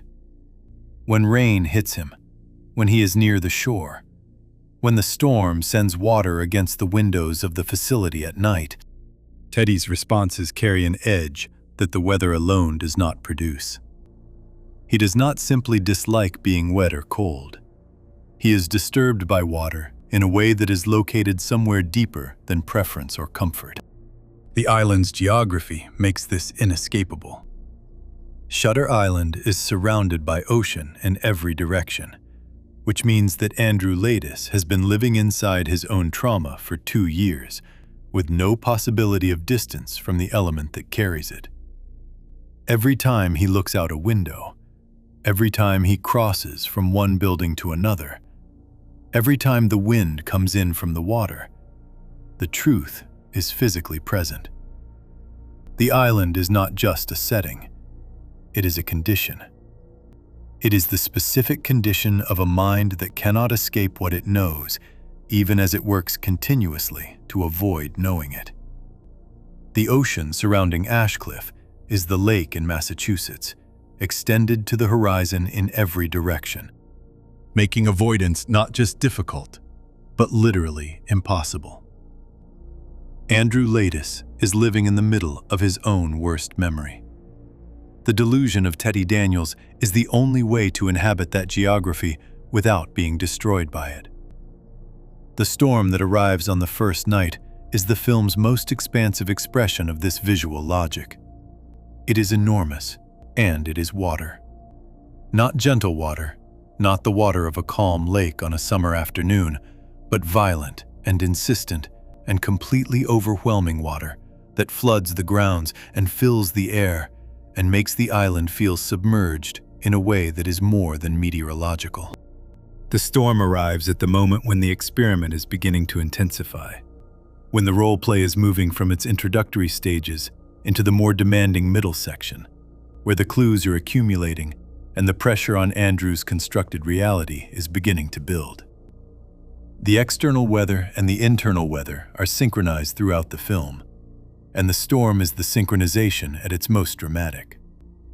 Andrew Laeddis is being asked to move toward the truth, and the truth is water, and the water is everywhere. Scorsese worked with cinematographer Robert Richardson on Shutter Island, and Richardson's approach to the film's lighting is one of the less discussed but most significant contributions to how the visual language functions. The film uses high-contrast photography throughout, deep shadows, areas of very bright light, and very little in between. This is a visual choice associated with noir and with psychological instability, with worlds in which the boundaries between things are sharp and unreliable, rather than gradual and stable. The facility is lit in a way that makes every shadow potentially significant, every bright area potentially deceptive. Nothing in the visual field of the film is neutral. Everything is either very lit or very dark, and the movement between those states tends to track the movement between the surface reality and the underlying truth. The dreams are where the visual language becomes most concentrated and most explicit. The dream of Dolores in the ash-filled apartment has already been examined in terms of what it reveals about the true story of her death. But it is worth returning to from a purely visual perspective. The dream is shot in a palette that is distinct from the film's waking scenes. Warmer, softer, more golden. The colors of fire and its aftermath. Dolores in the dream is luminous in a way that the film's waking scenes do not allow. She is the most visually beautiful thing in the film, which is exactly what she would be in a dream constructed by a man whose love for her is genuine and whose grief is real. The dream gives her the quality of something almost sacred, untouched by the complicated reality of who she actually was and what actually happened. She is the Dolores that Andrew's love produced, rather than the Dolores that Andrew's failure contributed to destroying. And then the water comes. It comes from her body, mixed with blood, in a visual intrusion that is shocking partly because it is so at odds with the warmth of everything surrounding it. The fire palette of the dream cannot contain it. The water breaks through, not dramatically, not with the force of a revelation, but with the quiet insistence of something that will not stay buried, regardless of how carefully it has been buried. The dream is made of fire, and the truth is made of water, and the truth will not stay out of the dream, no matter how complete the fire logic of the dream appears to be.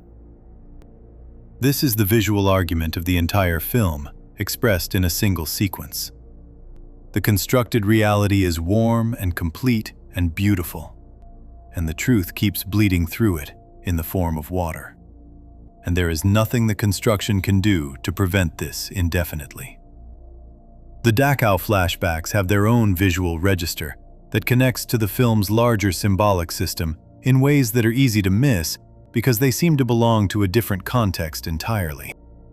The war and the lake appear to be separate traumas with separate imagery, but Scorsese connects them through a recurring visual element. The frozen lake at Dachau, the body of water that appears in Andrew's war memories, with an insistence that slightly exceeds what the war story alone would require. The German officer at the edge of that frozen water, the specific geography of ice and cold and a body of water that carries death. These images are layered on top of the images from the lake house in a way that makes the two memories inseparable for Andrew. He encountered water and death at Dachau before he encountered water and death at the lake house, and the earlier trauma gave the later one a visual language in which to be experienced. This layering is part of what makes Andrew's psychological situation so intractable. His PTSD from the war and his guilt and grief from what happened to his family are not separate systems that could be addressed independently. They have merged into a single structure, in which each reinforces the other, in which the water at Dachau and the water at the lake are the same water in the geography of his mind, in which the violence he witnessed in Germany and the violence he committed in Massachusetts are entangled in a way that makes either one impossible to approach without immediately encountering the other. The Teddy Daniels delusion addresses this merged structure by replacing both of them, by giving him a war history that is real but reframed, and a domestic history that is entirely false, and then placing him in a context where his instincts from both of those histories can be deployed in service of an investigation that keeps him moving forward and away from stillness. Because stillness is where the water is. The lighthouse itself, as a visual object, deserves careful attention. It appears throughout the film as a destination, visible from various points on the island, referenced in the conspiracy theory that Teddy builds around the facility, growing more present as the film progresses toward its climax. A lighthouse is, by its basic function, a thing that sends light across water. It exists to make the water navigable, to mark the dangerous places, to help ships find their way in conditions where finding the way is otherwise impossible. The lighthouse in Shutter Island is the place where the truth is kept. It is the place where the light finally reaches across the water of Andrew Laetus's trauma and illuminates the thing that has been submerged in it. The choice of a lighthouse as the location of the film's central revelation is not incidental. It is the film's visual system completing its own logic. Fire and light reaching across water. The warmth of illumination meeting the cold of truth. The constructed world of Teddy Daniels finally encountering the reality of Andrew Laetus, in the one location where both of those things can coexist. The color of the sky across the film's exterior scenes shifts in ways that track Andrew's psychological state with a consistency that would be easy to dismiss as atmospheric, but is too sustained to be accidental. The grays of the opening, the fog, the overcast sky, the flat light of an approaching storm, give way at various points in the film to moments of striking color that are not simply the result of weather clearing. There are shots of the island in late afternoon light that have a quality of almost painful beauty, a vividness that reads as the visual equivalent of a moment of near clarity, of the real world pressing through the constructed one with enough force to make the colors briefly true. And then the clouds return, and the gray settles back, and the constructed world resumes its maintenance of itself. The sound design works in tandem with the visual language, in ways that the discussion of the music has partially addressed, but that extend beyond the score into the texture of the film's ambient sound. Water is audible throughout the film in ways that are not always directly tied to visible water. The sound of rain on windows in scenes set indoors. the distant sound of waves underneath conversations that take place well away from the shore, the dripping of water in the corridors of the facility that occasionally surfaces in the sound mix with a presence that slightly exceeds what the visual context would produce. The film is orally as well as visually saturated with the element of truth. Andrew Laeddis cannot see the lake everywhere he looks, but he can hear something like it almost everywhere he listens. And the sound design is the film's way of encoding this perceptual reality in the viewing experience. The patient clothes that Teddy and Chuck are given during the storm sequence return, in the visual logic of the film, as a brief and pointed alignment of surface and truth. For the duration of wearing those clothes, Teddy is dressed as what he actually is. The visual argument is made simply and without commentary.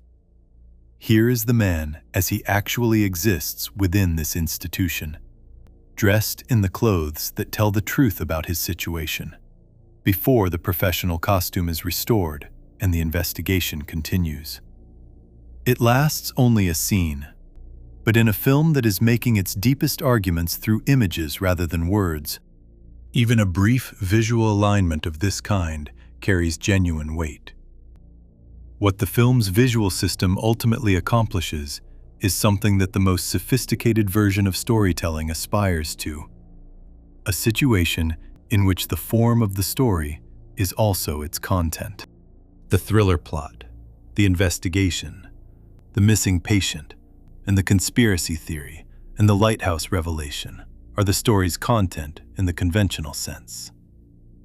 But the images, fire and water, warmth and cold, the lighthouse reaching its light across the ocean, the patient clothes beneath the marshal's coat, the water bleeding through the dream's fire. These are the form through which the content is delivered. And in Shutter Island, form and content are saying exactly the same thing. They are saying that there is a man who built a warm and firelit world to survive the cold and waterlogged truth of what he did, and that the truth is patient and will wait, and that the lighthouse will eventually do what lighthouses do: send its light out across the water and make the dangerous places visible, and bring the ship, however reluctantly, home. Andrew Laeddis came home in the lighthouse. He stood in the light and he remembered the water, and he held the truth for the first time in 2 years. And then the film moved to its final scene, which is not about revelation at all. It is about what a person does after revelation, which turns out to be the harder and the more devastating question. It is about a man sitting on steps in the morning sunlight, and a single sentence and a choice that the film will not make for him and will not explain for you, and that has been discussed and debated and returned to ever since the film first put it on screen. Before we move on, if you're enjoying this analysis, please consider subscribing. It helps the channel tremendously. The visual language has been speaking the whole time, in fire and water, in warmth and cold, in a lighthouse sending light across the ocean toward a truth that waited patiently to be seen. Now the images give way to a single question, spoken quietly on a set of steps in the morning, and that question changes the meaning of everything that came before it. Section 8. The final question. There is a scene near the end of Shutter Island that lasts less than 2 minutes. It takes place outside, in the morning, on the steps of the main building at Ashcliff. The storm is gone. The sky is clear in the particular way that skies are clear after something violent has passed through them, washed and still and very blue. Andrew Laeddis is sitting on those steps, and Dr. Sheehan is beside him, and the morning is quiet in a way that the rest of the film has not been. And then Andrew turns to Dr. Sheehan and calls him Chuck. And he asks about the boat, and he talks about leaving the island. And Dr. Sheehan's face does something that the film does not explain, and does not need to explain, because what it does is completely legible to anyone watching closely. His expression moves from the cautious hope of someone who has been waiting for a particular outcome to the specific, quiet devastation of someone who has just understood that the outcome they were hoping for has not arrived.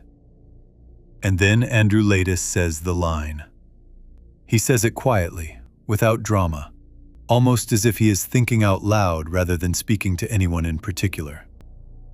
Which would be worse, he says, to live as a monster or to die as a good man? And the film cuts, and the credits begin. And the question that those two sentences contain has been discussed and argued over and returned to by viewers, critics, scholars, the film's own creators, and the novel's author for 15 years. Because it is one of those rare lines of dialogue that does not simply end a story. It reopens the entire story from a different angle. And the angle it reopens it from changes what the story was about. The line does not appear in Dennis Lehane's original novel. It was added to the screenplay, and its addition represents the most significant single departure from the source material. In the novel, the ending is present, and the ambiguity is present, but the final line gives the ambiguity a different texture, less philosophical, more simply unresolved. The film's final line is a philosophical question, and philosophical questions are not the kind of thing that a man who has fully relapsed into delusion typically produces in the moments before being led away for a lobotomy. They are the kind of thing a man produces when he is in possession of his own thoughts and is using them to arrive at a conclusion. The line sounds, unmistakably, like someone who knows what they are doing and why. This is the center of the debate that the film's ending has generated, and it is worth stating the two positions clearly before examining what each of them means and what the film offers in support of each.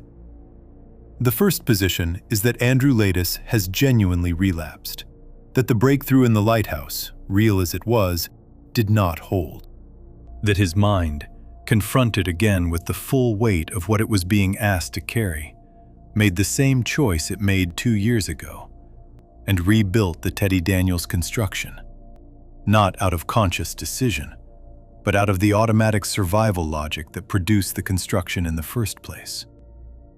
That calling Dr. Sheehan Chuck and talking about the boat and asking about leaving is not a performance. It is the delusion reasserted.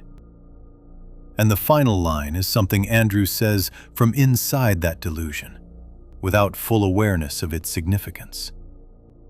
From this position, the film ends in tragedy of the straightforward kind.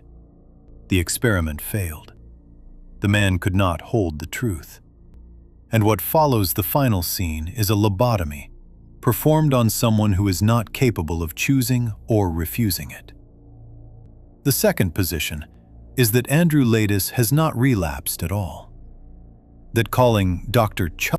Sheehan Chuck and talking about the boat is a performance.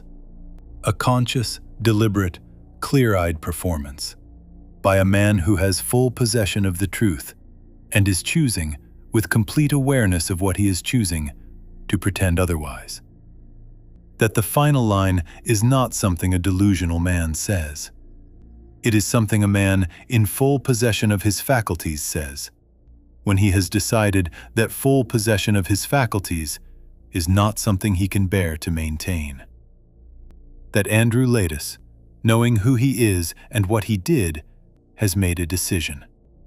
The most final decision available to him within the circumstances of his situation. To hand himself over to the lobotomy, not because he does not know the truth, but because he does know it, and has decided that living inside it is not something he is able or willing to do. Dennis Lehane, when asked about the ending, said that he personally believes Andrew has a momentary flash of clarity mixed in with the delusions. He does not believe the final line represents a fully conscious choice. In his reading, Andrew has a brief moment of lucidity, brief enough to produce a sentence of genuine philosophical weight. And then the delusion closes back over him. And what follows is not a chosen lobotomy, but a relapse, followed by a medical procedure performed on a man who is once again, genuinely, not present to consent to or refuse it. Professor James Gilligan, the New York University psychiatrist who served as Scorsese's consultant on the film's psychological content, offered a different reading. In his interpretation, Andrew knows exactly what he is doing in the final scene. The line means, in Gilligan's reading, something very specific. It means, I feel too guilty to go on living. I am not going to commit suicide directly, but I am going to hand myself over to people who will perform a procedure that ends me in every meaningful sense while leaving my body alive. The lobotomy, in this reading, is Andrew Laetis's chosen form of self-destruction. It is guilt-driven, deliberate, and fully conscious. He is dying as a good man because living as a monster, living with the full knowledge of what he did to his children and to Dolores and to the life they were supposed to have, is something he has assessed and rejected. The good man in the question is not a self-flattering description. It is a description of the state he is choosing, the state of not knowing, of being Andrew before the lake rather than Andrew after it, of the innocence that the lobotomy will produce by destroying the capacity for the guilt that makes continued existence unbearable. These two readings are not equally supported by the film's evidence, and it is worth being precise about this. The relapse reading is emotionally available and psychologically plausible. People with severe delusional disorders do relapse after apparent breakthroughs, and the film has established this as a real possibility by noting that Andrew has had moments of clarity before that did not hold. But the relapse reading requires the final line to be a coincidence. It requires a man in the grip of a delusion to accidentally produce a sentence of genuine philosophical precision that happens to describe his situation exactly. The conscious choice reading does not require any coincidences. It requires Andrew to be doing precisely what the line says he is doing, making a considered judgment about which of two available modes of existence is worse, and choosing accordingly. The line itself, examined carefully, is not the kind of thing that emerges accidentally from a delusional state. Which would be worse, to live as a monster or to die as a good man, is a sentence with a very specific structure. It presents two options. It frames them as a comparative moral question. It uses the word monster, which is a word that requires self-awareness to apply to oneself. A man who does not know he is a monster does not describe himself as one, even in passing. It uses the phrase, die as a good man, in a way that encodes an understanding of what the lobotomy will do. It will produce a version of Andrew Laetis who does not know what Andrew Laetis did, and that version will be, in the only sense available, innocent. The sentence knows too much about Andrew's situation to have been produced by someone who has lost access to that situation. It is the sentence of someone who is inside the truth and is choosing to leave it. Doctor. Sheehan's response to the line supports this reading. His face, in the moment after Andrew speaks, does something that the relapse interpretation cannot fully account for. If Andrew has simply relapsed, if the delusion has reasserted itself and the breakthrough has failed, then Sheehan's expression should carry the sadness of failure, the grief of a doctor who has done everything possible and watched it not be enough. And that sadness is present, but there is something else in his expression that the relapse reading does not account for. There is a quality of recognition, a quality that reads less like the grief of failure and more like the grief of understanding. Like someone who has just heard something that tells them not that the patient is lost, but that the patient has made a decision. The distinction is subtle, but it is present. and Ruffalo plays it with enough specificity that it registers as intentional rather than ambiguous. The question of what Andrew is doing in the final scene is ultimately also a question about what kind of story Shutter Island is. If the relapse reading is correct, the film is a tragedy in the classical mode, a man destroyed by forces he cannot overcome, the experiment failing, the truth insufficient to save the person who found it. This is a coherent and affecting story. It is the story of a mind that built itself a prison to survive, and then could not leave the prison when the door was open.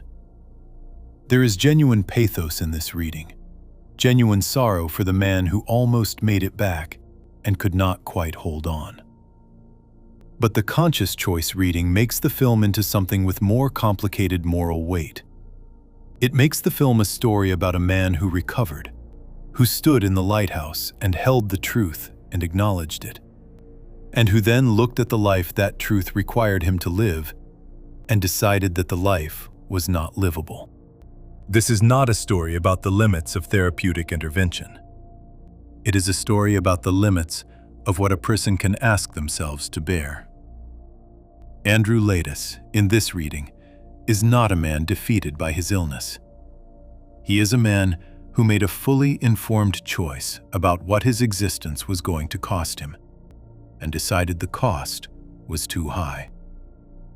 He is exercising the only form of agency available to him, in a situation where his agency has been almost entirely stripped away by the institution and by the nature of his own condition. The lobotomy is not happening to him. He is walking toward it with his eyes open.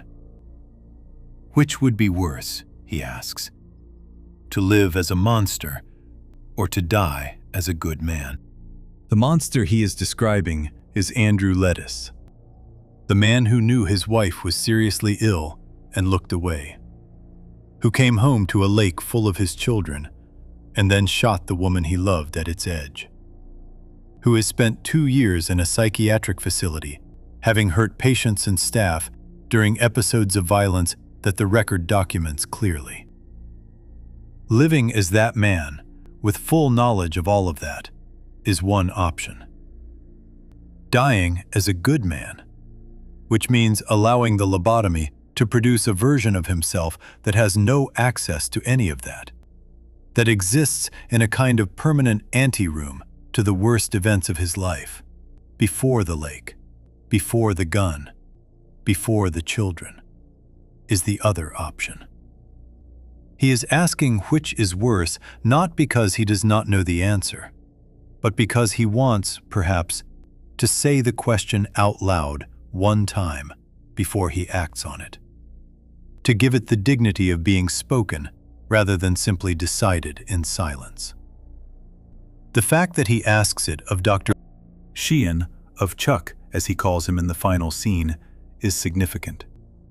Sheehan is the person who knows Andrew most completely, who has spent 2 years in closer contact with the actual man than anyone else on the island. Asking the question of Sheehan, even while appearing to address him as Chuck, even while performing the resumption of the delusion, is not random. It is Andrew directing his most honest question at the person most qualified to hear it. Whether Sheehan hears it as the question it actually is, rather than as a symptom of relapse, is something the film leaves open. But the direction of it, the choice of who receives it, suggests that on some level, Andrew is not simply talking to Chuck. He is talking to the doctor who tried to bring him back, and he is telling that doctor something about what he found when he got there. Lahane's own stated reading, the momentary flash of clarity within the delusion, occupies an interesting middle ground between the two main interpretations. It acknowledges that the line carries genuine lucidity, without committing to the position that the lucidity is sustained or fully conscious. In this reading, Andrew is neither completely relapsed nor completely aware. He is somewhere in between, flickering, and the final line catches one of those flickers at the precise moment of its occurrence. This reading is perhaps the most psychologically realistic of the three, because it accounts for the documented pattern of Andrew's condition. Moments of clarity that do not fully hold, that come and go rather than arriving and staying, without requiring either the clean tragedy of full relapse or the morally complex clarity of full conscious choice. What all three readings share is an understanding that the final line is the most important line in the film, and that its importance comes from what it refuses to resolve. Shutter Island is a film that has, by its final scene, answered almost every question it raised. The missing patient is explained.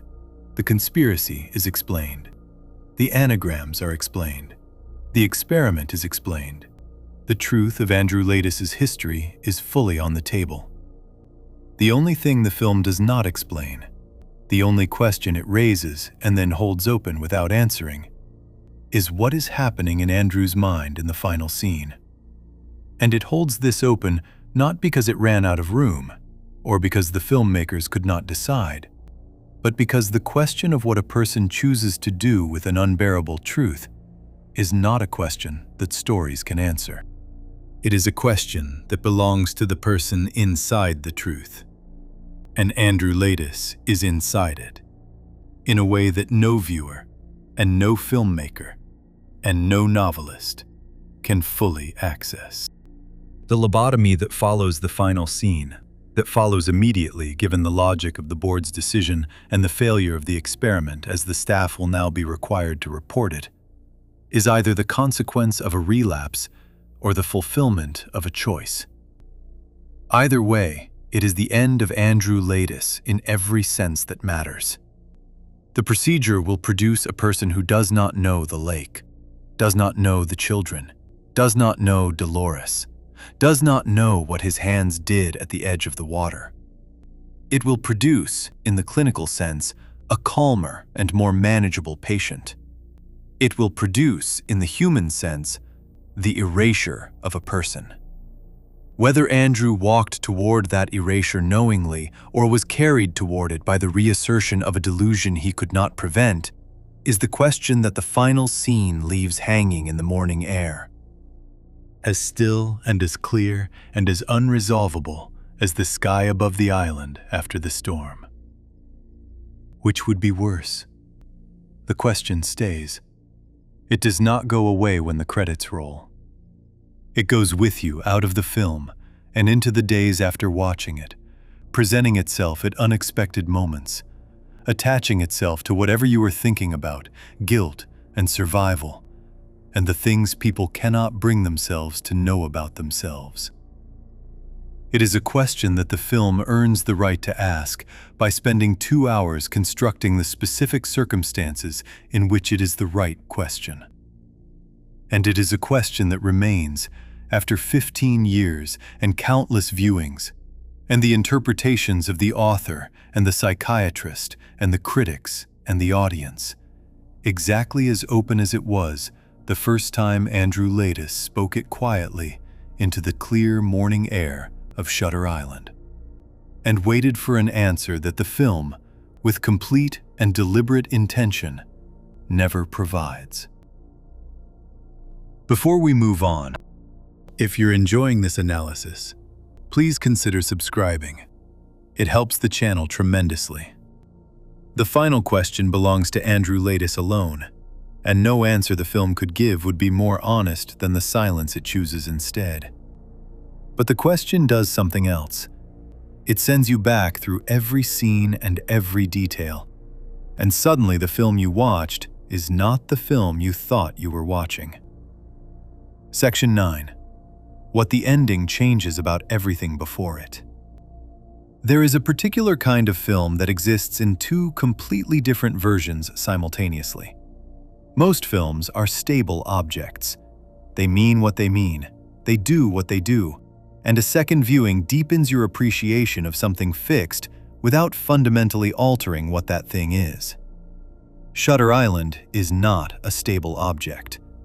It is a film that transforms completely depending on the knowledge you bring to it, and the transformation is not superficial. It is not simply a matter of catching details you missed, or noticing background elements that enrich the main story. The transformation is total. The film you watch knowing the ending is not a richer version of the film you watched not knowing it. It is a different film. The same images, the same dialogue, the same performances, the same music, and an entirely different story being told by all of them. Because the framework through which you receive every single element has been replaced by something that reorganizes everything it touches. Start at the beginning. The ferry, the fog, Teddy sick at the railing and Chuck standing nearby, and the two of them introducing themselves to each other for the first time. A first viewing receives this as a standard opening. Two colleagues meeting, establishing their dynamic, beginning the professional relationship that will carry them through the investigation. A second viewing receives it as something else entirely. These two men are not colleagues meeting. They are a patient and his psychiatrist, and the psychiatrist is performing a role in an experiment he has spent months preparing for. And he is nervous in ways that the surface performance of Chuck's easy warmth does not entirely conceal. Every word Chuck says on that ferry is scripted in a way that Teddy's words are not. Teddy is living inside his reality.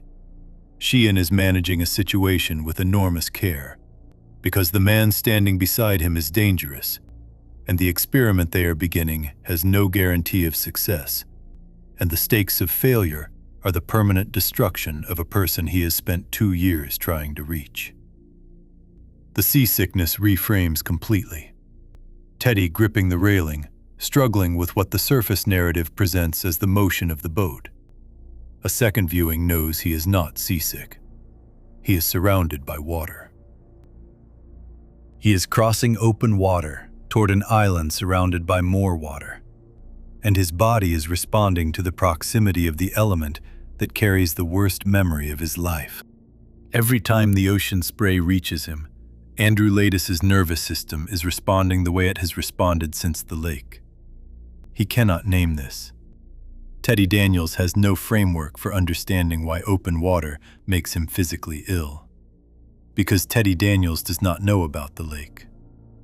But the body is not operating within the framework of the delusion. The body knows what the mind has refused to keep. The arrival at the island and the reception from the guards transforms completely. Those men watching Teddy with barely concealed unease, those exchanged glances, that stiffness of welcome that a first viewing attributes to institutional defensiveness. All of it is now visible as exactly what it is. They are watching a dangerous patient move through their facility in an unrestrained state, believing himself to have authority over them, and they are required by the terms of the experiment to treat him as if that authority is real, while monitoring him closely enough to intervene if things go wrong. The tension in the guards is not the tension of people hiding something from an investigator. It is the tension of people doing a very difficult job with a very high margin for things going wrong. They are not nervous about the investigation. They are nervous about Andrew. Cawley's stillness in their first meeting reframes into something that carries entirely different emotional weight. On a first viewing, it is the stillness of a man managing what he reveals to an outsider. On a second viewing, it is the stillness of a man who has spent months preparing for this conversation and is now inside it, watching Andrew perform Teddy Daniels with the attention of someone who has studied this performance extensively and is assessing, from within the experiment's first moments, whether the approach is going to work. Every question Cawley asks is calibrated. He is not simply answering Teddy's questions. He is feeding the investigation in the specific direction it needs to go, while watching Andrew's responses for signs of what is happening underneath the surface. His apparent concealment is real, but what he is concealing is not institutional wrongdoing. It is therapeutic intent. And the distinction between those two things, invisible on a first viewing, is everything on a second. The patient interviews are among the most remarkable sequences in the film when viewed with full knowledge. Every patient in those rooms knows things that the experiment requires them not to say. They know the man interviewing them is not a marshal. Some of them have been briefed on the experiment and asked to engage with Teddy as Teddy rather than as Andrew. The strain of this is visible in their performances on a second viewing in a way that a first viewing attributes simply to mental illness or institutional strangeness. The woman who writes "run" in the notepad. She may be trying to reach Andrew directly, past the Teddy Daniels exterior, doing the only thing she can think of to signal that something is wrong. The patient who mouths the name Ladis is doing the same thing, and the conflict on her face is the conflict of someone who recognizes a person she knows and is finding the maintenance of the fiction more difficult than anticipated.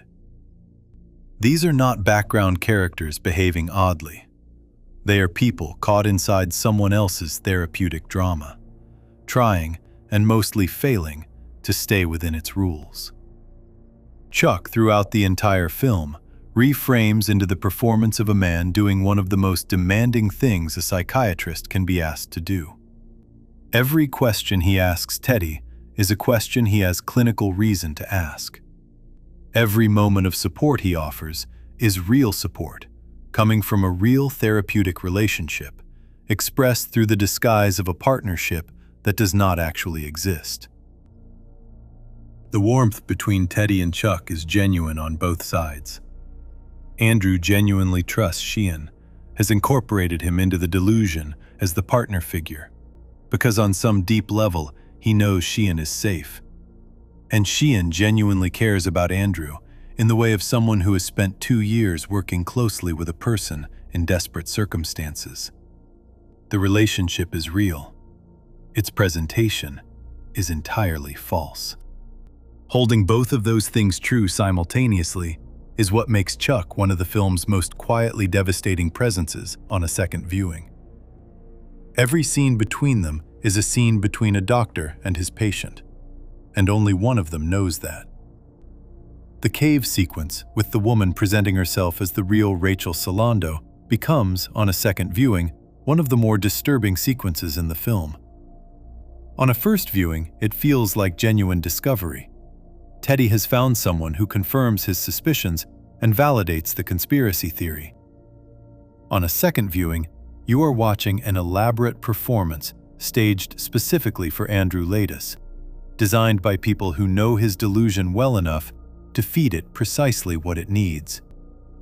The warmth of the firelit cave, so inviting on a first viewing, is on a second viewing the warmth of a carefully constructed false comfort. Every word the woman says has been chosen for its effect on a specific audience of one.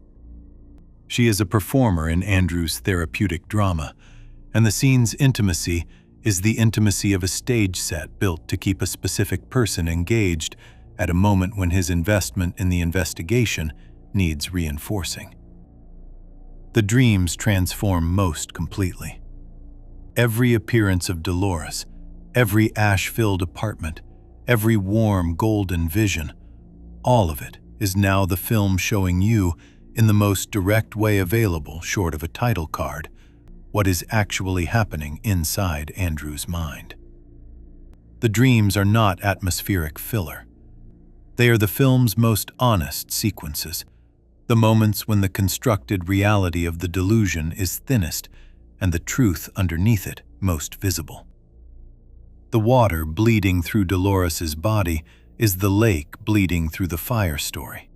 The ash she becomes is the false ending maintained by the dreaming mind, even as the real ending keeps pressing through it.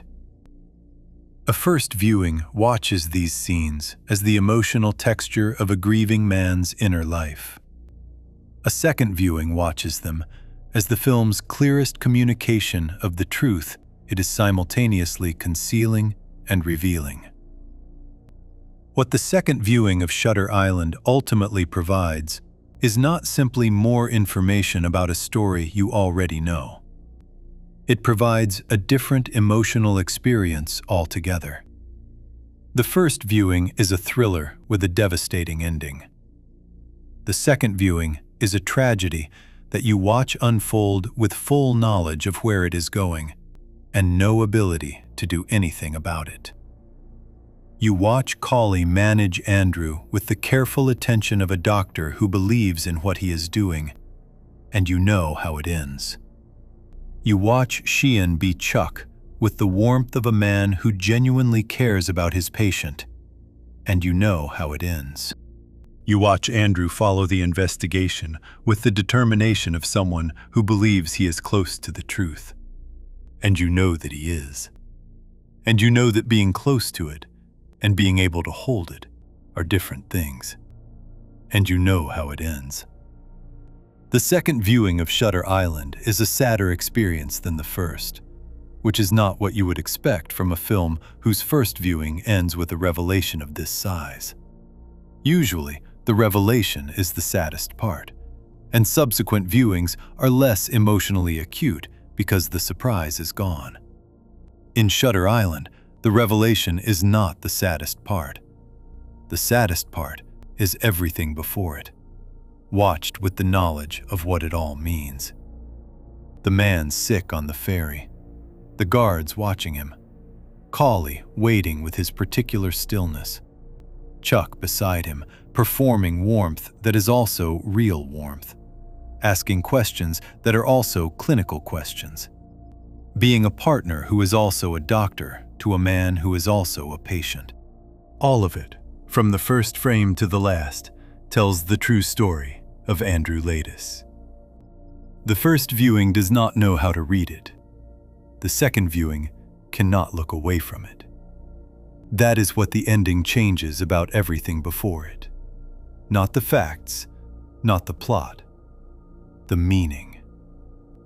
The ferry was always Andrew Laeddis crossing the water toward his own truth. The guards were always watching a patient, not an investigator. Colley was always a doctor, not a suspect. Chuck was always Sheehan, warm and careful and doing the best he could for a man who needed more help than any experiment could fully provide. The film was always the story of Andrew Laeddis. It just needed the ending to teach you how to read it. Before we move on, if you're enjoying this analysis, please consider subscribing. It helps the channel tremendously. Every scene has been turned over now, examined from the other side, and the film running quietly underneath the thriller is fully visible. What remains is the question of why this story stays with people the way it does. Why Shutter Island, 15 years after its release, still brings people back, still makes them sit with the final question, still produces something that is difficult to name but impossible to dismiss. Section 10. Why the story still stays with people. Shutter Island was released in February of 2010, which is not when Paramount Pictures originally wanted to release it. The studio had planned an October release, the kind of release reserved for films with awards ambitions and serious critical expectations. The pushback to February was attributed to financing concerns and scheduling complications, and at the time it was read by many as a quiet demotion, a signal that the studio was not entirely sure what it had or how to sell it. The film opened at number 1 at the box office anyway, earning $41 million in its first weekend against a production budget of $80 million, and went on to gross just under $300 million worldwide. The critical reception was respectful, but not rapturous. Rotten Tomatoes settled at 69%. Audiences gave it a C+ on CinemaScore, which is the kind of grade that reflects genuine confusion rather than genuine disappointment. None of those numbers explain why the film is still being watched, still being discussed, still generating new analysis and new arguments about its ending 15 years after it first appeared. Box office success fades. Mixed reviews are forgotten. What does not fade, And what the numbers never fully captured is the particular quality of what Shutter Island leaves behind when it ends. It leaves behind a question. And the question it leaves behind is not really about Andrew Laeddis. The question is about guilt. About what people do with the knowledge of their own worst actions, their own most consequential failures. The moments in their lives where they looked away from something they should have faced. And the consequences of looking away were permanent and devastating. Andrew Laeddis is an extreme case. His looking away contributed to the deaths of his children, and what followed was violence and breakdown, and 2 years inside a constructed identity designed to make the looking away permanent. Most people will never be Andrew Laeddis. But the mechanism that produced the Teddy Daniels delusion, the mind's capacity to reshape unbearable self-knowledge into something more livable, to reassign cause, to build a version of events in which the self is more innocent than the facts support. That mechanism is not exotic. It is not the exclusive property of people in psychiatric facilities on remote islands. It is something the human mind does regularly, in smaller and less dramatic ways, as a basic feature of how people manage to keep living with themselves. Shutter Island understands this. The film is not really about mental illness in the clinical sense, though it depicts mental illness with care and historical accuracy. It is about the stories people tell themselves about who they are and what they have done, and about the cost of those stories, and about what happens when the stories are no longer sustainable. Andrew Laeddis built the most elaborate version of this kind of story that the film could imagine. But the impulse behind it, to be someone other than the person who did the thing you cannot live with having done, is not clinical. It is human. It is recognizable. And the film knows this and makes sure you feel it. Which is why the ending produces the particular resonance it produces. The final question, which would be worse, to live as a monster or to die as a good man, stays with people because it does not stay inside the story. It follows you out. It attaches itself to whatever you are carrying about yourself, to the things you have done that you have organized into more manageable forms, to the gap between who you believe yourself to be and who the full accounting of your actions might reveal you to be. It is a question about self-knowledge and its limits, about whether truth is always worth having, about whether a life lived in accurate knowledge of its own darkness is more valuable than a life lived in the warmth of a carefully maintained fiction. These are not questions with clean answers. Shutter Island does not pretend they are. It simply asks them, with the full weight of Andrew Laeddis' story behind them. And then, it lets them go. Scorsese made a film that works as a thriller on first viewing, and as a tragedy on every viewing after that. Lehane wrote a novel that understood something true about grief and guilt and the mind's extraordinary capacity for self-protection. DiCaprio gave a performance that holds both Teddy Daniels and Andrew Laeddis in the same body simultaneously, that makes the construction feel real and the man beneath it feel reachable, that earns the devastation of the final scene by making you believe completely in the person being lost. These are genuine achievements, and they are part of why the film endures. But the deepest reason Shutter Island stays with people is simpler than any of that. It stays because it is honest about something that most stories are not honest about. It is honest about the fact that knowing the truth about yourself is not always survivable. That some truths are heavier than the person who has to carry them. That the mind's instinct to protect itself from unbearable self-knowledge is not weakness or failure, but something closer to the oldest and most fundamental survival mechanism available to a person. Andrew Laeddis could not survive knowing what he knew. Whether he chose the lobotomy or whether the delusion chose it for him, the outcome is the same. The truth was too heavy. The monster was too real. The good man, in the end, was the only version of himself he could bear to be. The island stays with you because somewhere in Andrew Laidis's impossible choice, in that quiet, final question spoken into the clear morning air, there is something that is not only his. Something that belongs to the experience of being a person who has done things they cannot fully face, who has built stories to survive that knowledge, who has wondered, in the stillness of an honest moment, which would be worse. The film does not answer the question. It never answers the question.